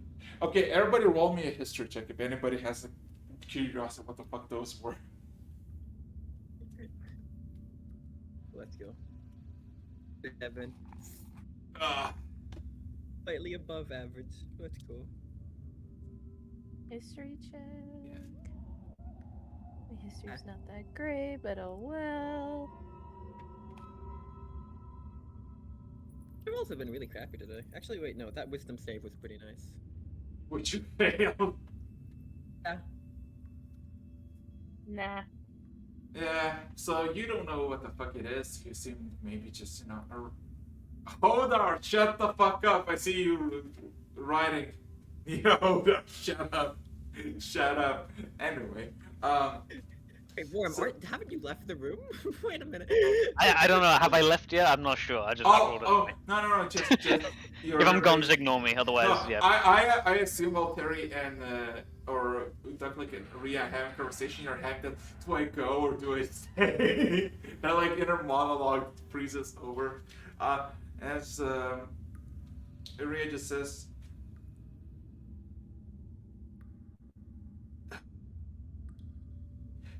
to achieve lichdom beyond the limits of the city is the most heinous crime that, like, and you know that personally. You've probably seen quite a few individuals in your day getting punished, even less radical means of achieving longer lives. But I'll permit this. For if today I'm gonna commit one crime, And I guess I'll commit that one, but multiple. Me, like, just really drilling this into my own memory. As you see, Clara, the halfling, it's like, are you? I'm sorry, eldest sister, but are you insane? Jeez. Like, Just kind of like yes. that one just doesn't know when to stop, does she? Whisper. And you see, you just see Yuri just kind of looks at the cloud and says, "Silence. I know you're young, but you will understand this in time. If there is some sort of unorthodox way, some sort of line of thinking that has been unseen for us for centuries, it's I guess a thing. And besides, the click seems like a loyal individual. First, he did acknowledge his presence and potential enemies of the Platinum Seas the moment he got wind of it. So I undoubt his loyalty, and then in turn you just see him just kind of nods, like trying to nod, but like kind of really against the fucking floor. Of course, my lady. My question is Ducklick's wisdom saves any better than mine? Oh no! He's not like moving. He's like kind of tries to nod, but he's still like casting jaws and kind of punches forward a bit. As it says, very well. If it's the shallow canyons you seek, I know approximately the place. But be wary, the canyon is filled with monstrosities, may be natural or unnatural, and is quite long, treacherous, dangerous. I think it's Duckleek. Two birds, one stone. And he thinks back, certainly. As he kind of like loses the control and just kind of snap back instantly back to taking full control. And one more thing, as a potential requirement, we need to obtain sapphire or ruby, a size of an apple. It would be vital. And as Ria just kind of nods her and says that can be arranged. As she looks back at Clara again, she says, "Clara, release everybody. It's time for them to leave." As Clara haphazardly with not very pleasant looking face, just that's what she said. And Terry, you suddenly feel your chin becomes a lot more lighter. So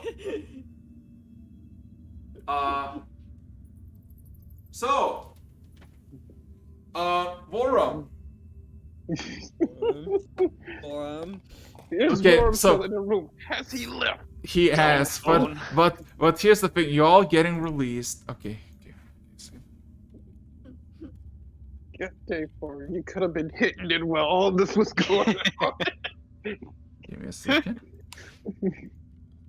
So, give me a second. Oh god.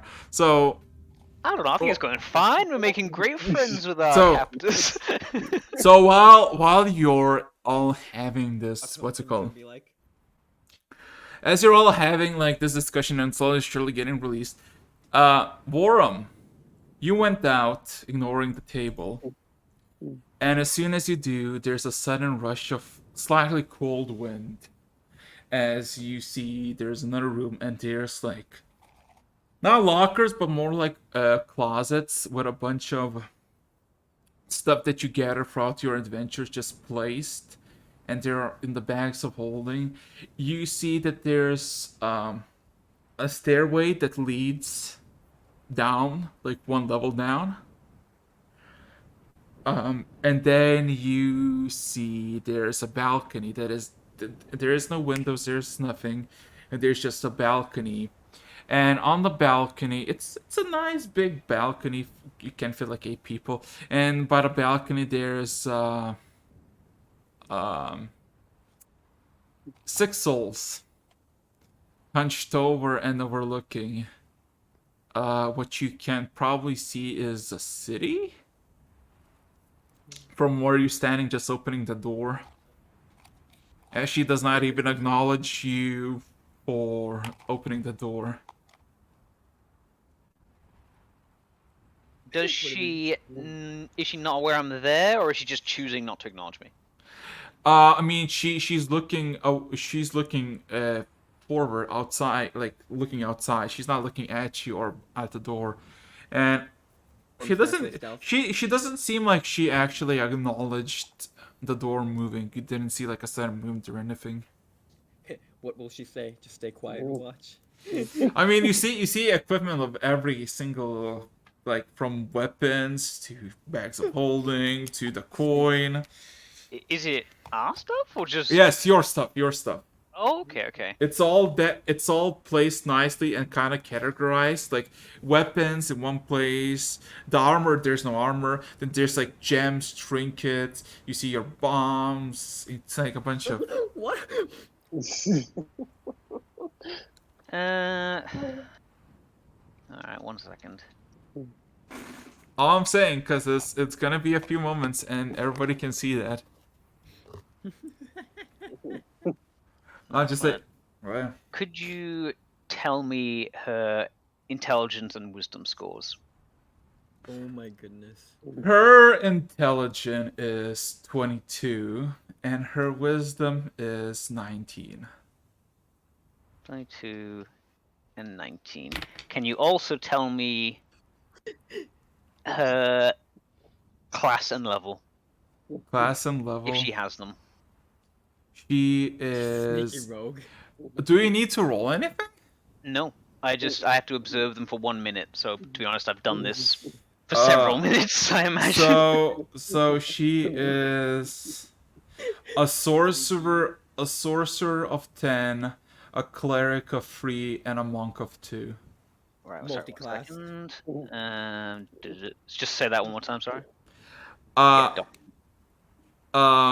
A sorcerer of 10, a cleric of 3, and a monk of 2.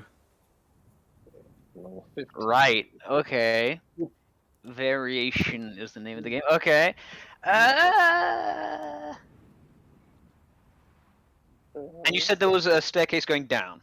Yeah, basically you're in this like large room to the right. There's like a staircase that goes down. It's like, like up and down. There's no, like, you by the looks of it, you're on the top floor because there's no way up. And to your left, there's like the equipment that you gain, and then facing forward, maybe like 40 feet ahead, there's an opening that leads to a balcony. Is there a lock on any of those doors or no? No, everything is kind of. Well, see you later, guys. I'm out of here. Just abandon you all. Come to next session with a new character. Or I'm just out. He was gone. Okay. I will resist picking up any weapons or anything. I will look at the door and then decide. Probably unwise, considering the amount of magic shit they might have in a place such as this. And I am a magic moron.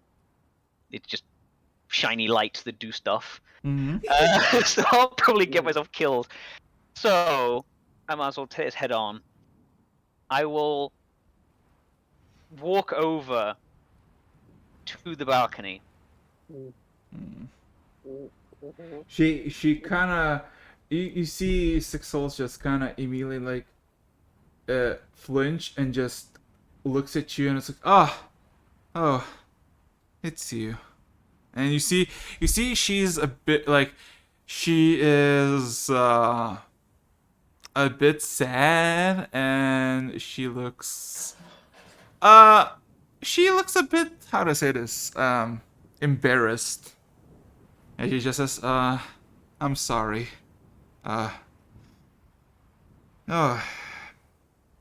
And you look over the balcony and you see a massive stretched out city of marble of different colorations as far as the eye can see. And she just kind of like, welcome to the capital city of the Platinum Seas, also known as Alicor.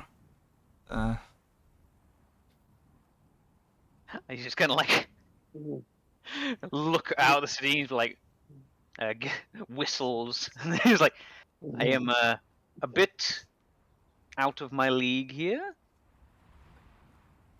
Yeah, it's a city of mages. It's not like one of the port cities. So, There- Hmm? sorry. Yeah, you say. So why did you end up in one of those shady alleyways of an equally shady port city on the other side of the continent? Well, I can give you a long version. I can give you a very short version. Whichever you'd prefer.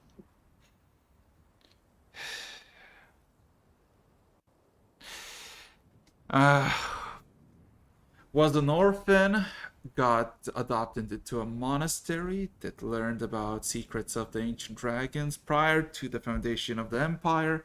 Eventually, the monastery got wiped out, and I was saved by these people. They saw my potential as a sorceress, and they gave me a choice, and I accepted them as my new family. And then, of course, I took upon a lucrative business, that is the Six Devils.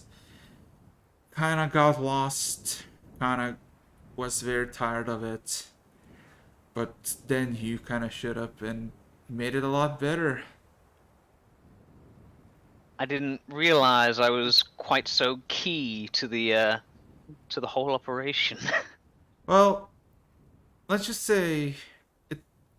You definitely improved the condition overall, because well, Or I will take well, that as a genuine compliment, actually. while you don't have a lot of like, while you do have a lot of good traits, you don't have a lot of bad traits, which is. She kind of takes a deep breath. I've seen a lot of things, heard a lot of sounds that I really wish I hadn't or didn't.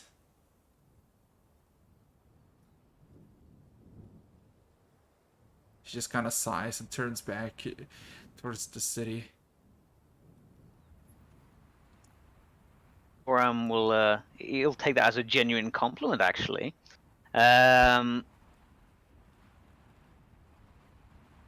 He'll let it be quiet for a little while, and then with a deliberately quite professional face, the kind of one he puts on when he used to work, he'll say, "You said earlier that you wanted me to do something for you, in terms of a job."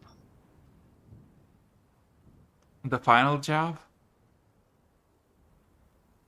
Or what?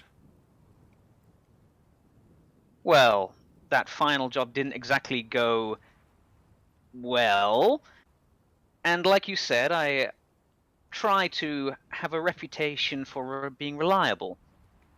So, is there anything I could do in order to make up for that failure? I will say, and I'll kind of look back over towards the previous doors, the people through there are not bad, at least not all of them.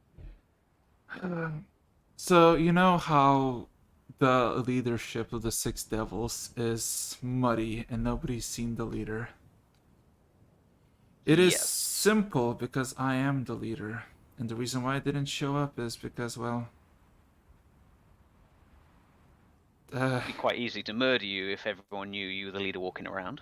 no, well, I'm a very sociable person, but I didn't like the people I was working with.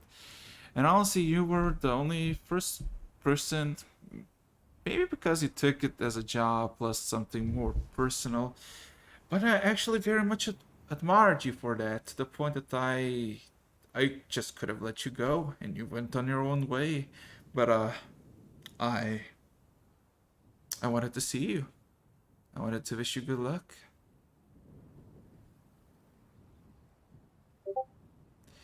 And she kind of grabs her head a bit and just kind of rubs her temple. I know I can be a handful sometimes. I I sometimes lose myself in a single train of thought. I seen a lot of blood in the past 3 years. A lot of blood.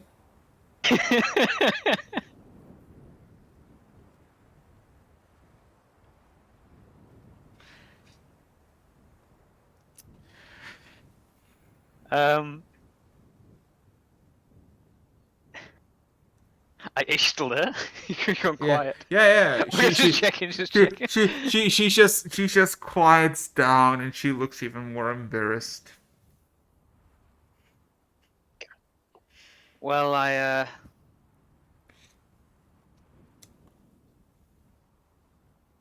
thank you for your very kind words. I always did try to approach my work from a different angle than was common. And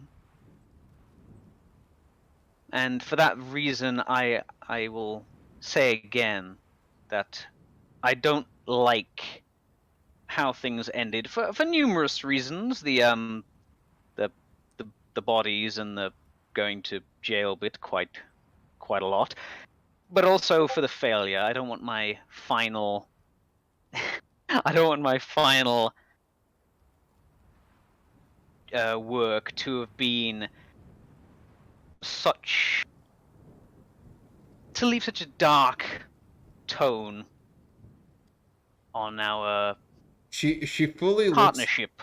she fully looks at you then, and just kind of this in that case, and she just kind of grabs your arm again, like this time there's no like frenzy and the wild eye, but like actual like somber sadness.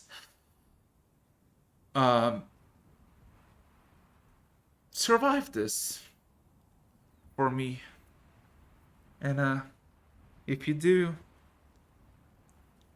come back if you want.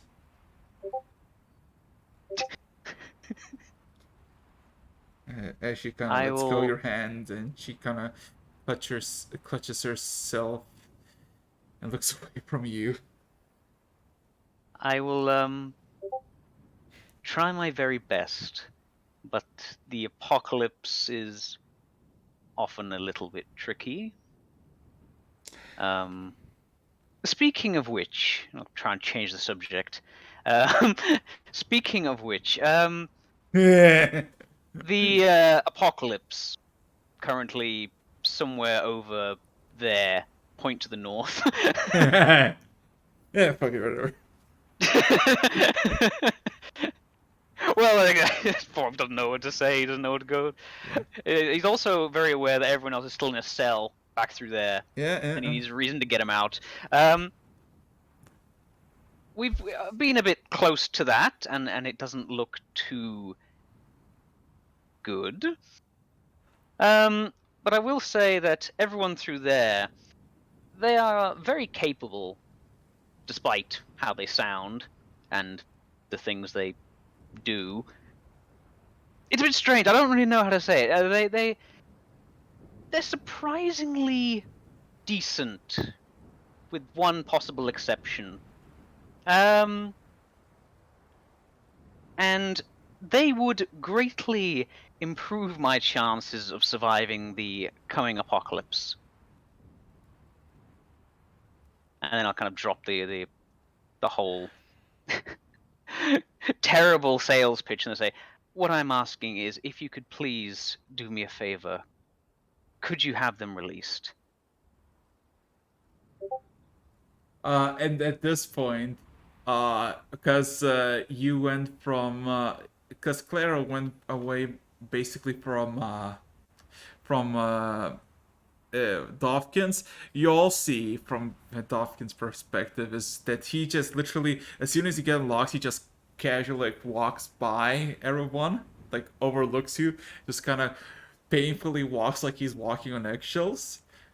Goes to the table, grabs like a random piece of food and snatches to himself, and walks out of the door. And you see, at this point, Worm just Dovkin just kind of uh coming out and just kind of looking at you.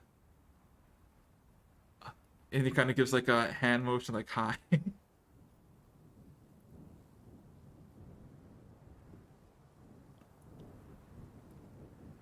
So, yeah.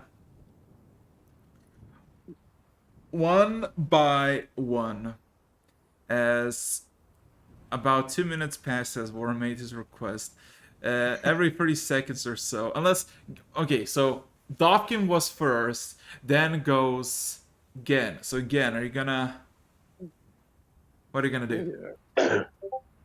I'd walk off, grab something from the table also. You kind of you see the familiar face of the gnome.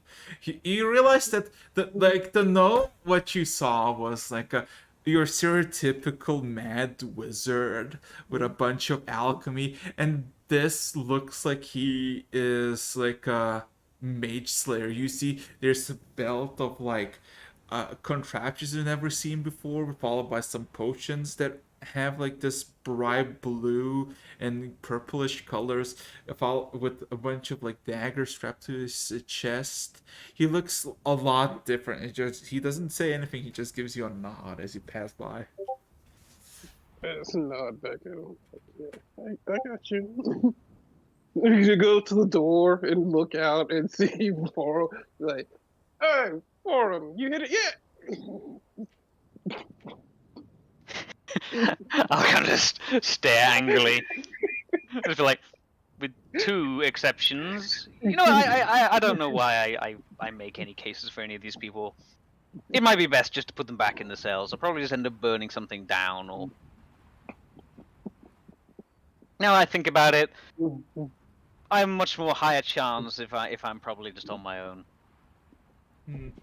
Vorm, burning something down. Yeah. Like, hey, looking around. Do I see our stuff? Yes, you do. You see everything, like every massive things that the weapons, the trinkets, all are on the table and followed by like what's it called, the bags of holding. So yeah, everything is there. I'm gonna go start gathering my gear. As yeah, Dovkin just eats a peach that he acquired and starts like looking through the items and just like starts picking his own. Then comes, of course, Julie, which Clara just hesitates, and Ria, without skipping beat, just says, "Do it," and she does it. And Julie, you're free, followed with, of course, Callie. Right, and as I walk out, do I... what sort of food is on the table? There is various fruits and vegetables, quite a few different types of bread, and quite a few meats. The meat, of course, the meat and bread is cold, but I mean it's just a bunch of stuff like placed in baskets. Alright, I'll pick up a couple of fruits, like maybe a banana or two, and just start eating. Okay. Yeah. This is the greatest catered jail I've ever been to. Yeah. And then eventually, of course, there's Terry. Last but not least. Terry, you suddenly feel like you can walk again as your chin is no longer 10 tons of weight. Oh, fuck. So yeah. as the cell slowly you. but surely opens up. And yeah, you see Warren as you made a request in following 2 minutes. Every single one of individuals that you remember are just Little in did this. he know, he didn't remember one of the people. Yeah. His mind has been wiped for memory alteration. And you see Warren, well, looking back at Sixel, that she's just looking away and she just occasionally shudders. Occasionally shudders.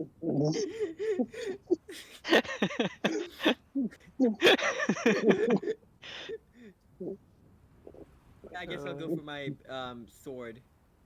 After getting my equipment and looking back and forth and kind of giving him like the gesture, like do something, and go back in and start eating at the table. Vorum kind of shuffles a bit awkwardly, then turns back, opens his mouth to say something, then just shuts up, just mumbles, "Thank you," and then very quickly walks over, grabs his stuff from the table, and walks back into the hall. Would I happen to have maybe a quill or some sort of pen on me from my equipment? Well, technically, you did bought the. Well, good that you bought the inscription with the 5 very nice quality papers. So yeah. I'm gonna just grab my equipment. Uh-huh. Just avoid eye contact and.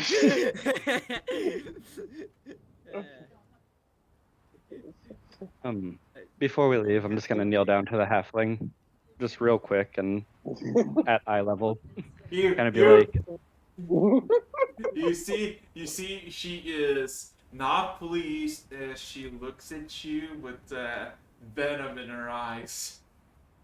Like there's daggers, there's venomous daggers. Venomous dagger. Venomous burning daggers. I'm sure we both understand that youth brings stupid choices, and I honestly hope there's no hard feelings. I'm sorry for any. Are you gonna do what I think you're gonna do? Roll me a persuasion check. Unless you want to fail it. Just to annoy her. Like you're obviously lying. So Your fucking presentation of fucking burning church in front of her. oh well, there you go. 25. She clenches her teeth, but eventually, moments after, eases up and just mumbles softly. If Goddess Mistra wills it. Oh no. And with that, I will press the digitation, a pen into my hand, and write on one of the sheets of paper, "With love and kisses, Julie." Are I knew it! I knew it! I was like, you're gonna give her an autograph. That's the only reason you asked me for it. So what you basically see is him writing a fucking nice, very personal, heartfelt autograph. Why should know that? So yeah, you basically see as soon as the paper touches her fingertips, it immediately combusts.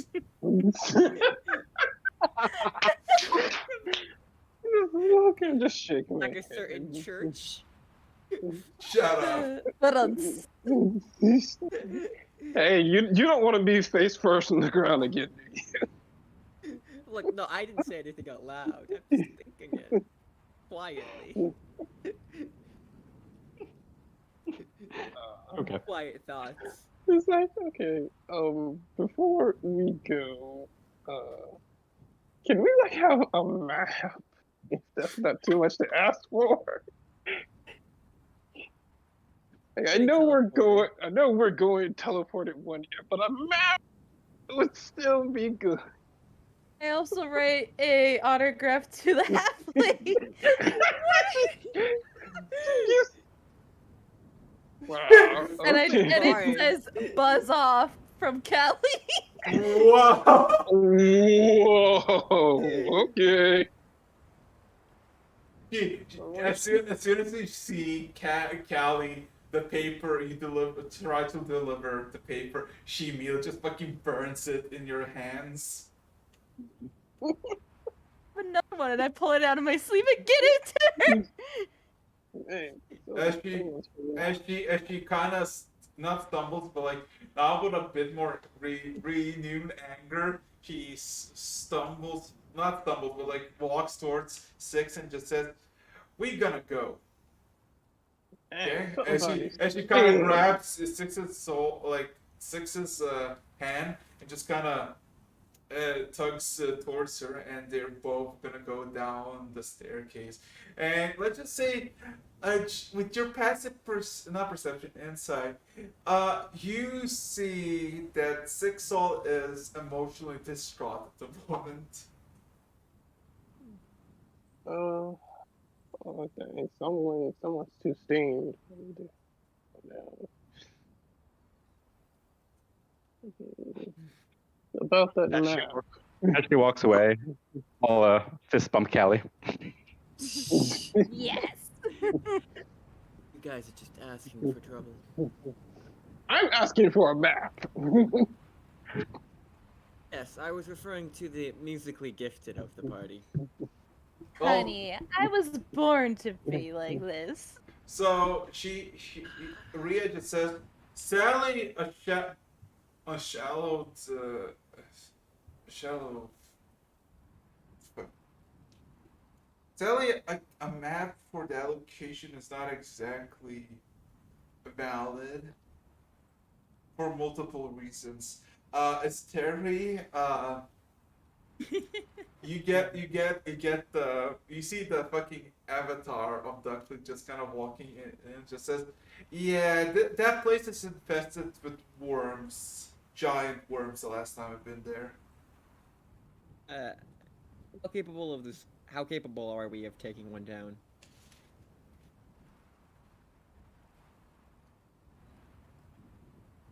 I'm saying this in my head. We're not I'll confuse the party with it. we're not gonna fight them. We're just gonna nicely and swiftly see if the cash is there. If not, Say that we get unlucky. well, think about Plan B. Noted. All right then. And if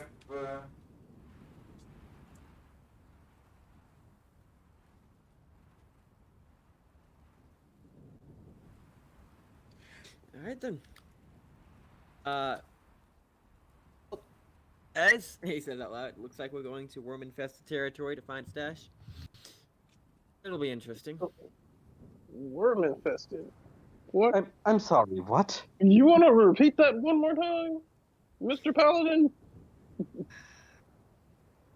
Yeah. What part did you not understand? Is this you, or is that the duck saying worm infested? the canyon is heavily infested with worms, and if you go even deeper, giant purple worms. Potentially also connected to Underdark. Essentially.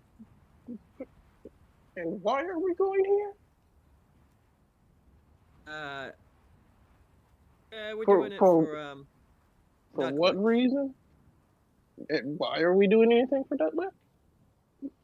I don't know. It would be pretty nice to have a lich owe us a favor. Right. The same one who gave us up. That said, he's also the only one with any actual information on what we can do against this dragon. Oh, thanks, sweet. I pull out a fly swatter and swat Terry with it. That's for imprisoning us. Oh. Oh, was that for me or Ducklick? Ducklick. Okay. He's just stuck Okay. in you, and you have no choice but to feel the pain. Actually, can we see the avatar of Ducklick? No, only Terika does. Sorry, Okay, guys, We so have I'll, every right to whack Terry. I'm sorry, I'm the only one with that many voices in my head. so yeah, I'll walk up to Terry, knock on his forehead. Can you hear me in there, Dicklick? You see Terry And you thought I was bad. Yeah, so Terry, you see Ducklick is like 10 feet away from you, and you see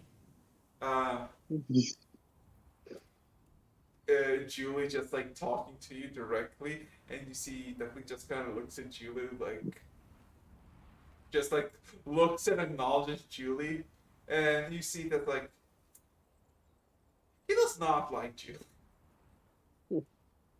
Where is he? So I can whack him. He I is. mean, just keep whacking Terry. He feels it, right, Got it. Terry? And just like slap Terry in the back of the head, right? He feels that. I understand that you're older than me. You may believe you're smarter than me, but when I tell you something, believe me. Yeah, that's the last thing I would do with someone like you. Believe you is not the strongest thing you've Okay, proven so to be so a while possible trait, my friend. while you have a conversation with Terry, you just suddenly see a flash of green, Oh. and Ria's like just chilling with you, just observing as you just gather the equipment, and she just suddenly just ploop comes a bag out of nowhere in front of her, and she tosses the bag towards you, Terry, and says regions. I catch and regions? Pardon? Materials. Thank you. Components. Yes. Reagents. Sorry, I didn't hear that quite right. Thank you. We'll make sure to put it to good use. Oh, well, at least part of me. As as she says that, you all just see a sudden magical circle form beneath you, as all of you fucking vanish, one by one. Right. Right. I grab a basket of fruit before we vanish. Grab it all. Oh yeah, Laura, what are you doing? You said you're gonna get some food, right? Oh yeah, I went back in there. Yeah. Yeah, wait. If I pass by there, I was definitely gonna take some of the Yeah. I still have my bags of candy, right? Yeah, everything's there. Wonderful. I'll pop a blue piece of candy as we go. Nice. So, so, after a sudden teleportation from the prison in Alicor to the shallow canyons, infested with all kinds of monstrosities, you are basically teleported by a precipice that is like by the edge of a cliff that is maybe a few thousand feet deep, and you see that the canyon itself is wide and large. And with your passive perceptions already, you start to see wyverns in the distance, nesting, chilling, and just mind your own business. The weather is cold, but it's not windy or snowy. And with that, I think we're gonna call it. All right. Alright then. Yeah. Oh, Stunning revelation for well, actually, actually for everybody. For everybody. what did I be panicking as I realized I probably missed something. Me panicking, knowing I missed about 20 minutes of whatever happened. Poor Terry Warren. I mean, like What's what? between Vorum? I'm Because Warren did not expect that. I can guess you would. He did No. kiss! Oh my gosh!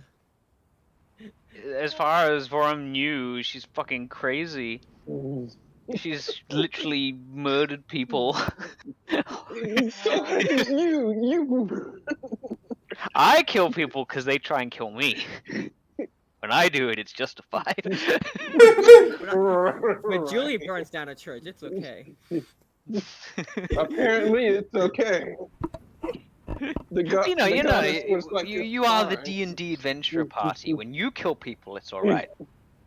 I'm sorry, Vorum, but you're dating a yandere. Yes, exactly. I know. Vorum is deeply disturbed because he's gone from thinking that fucking bitch she to set me up to die to okay, I didn't die, but now I'm going to jail because of her. Then she comes Getting out of back. jail. She got me again in a jail cell this time, thinking, oh, she's gonna finish the job. And then she goes full doki doki. Worm is very, very I'm just surprised you didn't give her a confuzzled. knife. And then she goes all sad. And then she goes all sad girl on you. Yeah. Worm's just like, okay, sure, thank you. You're kind of nice, but I can't tell if you're gonna stab me in a minute, so I'm just gonna go. I mean, she left before, so I mean, hey. And alright, then we got Julie here who almost got self-killed several times. I love you. The autograph at the end is just, a lovely test of death. I knew this as soon as they said, do I have a pen or a quill? I was like, yeah. I love the fact even though Worm didn't say that she's gonna even like this is like Worm, this is like literally that fucking Gilliman thing with the Eldar. It's like you just interacted and we're like, oh my god, they're fucking. Yeah, Vorum, like everyone else is like, oh my god, so good, and then Vorum's just like, all right, is she going to stab me and take my kidneys away? The answer is maybe. Keep in mind, Probably I've not, but interacted maybe. with many. Sorry. Sorry, what were you saying? I've interacted with so many god-level mages, kissed all but one of them off, and have walked away from every situation without taking a single point of damage. But that's because you have the bullshit of being literally a bard. That is your job description. I love Julie. That's because we have Terry to take all the damage now.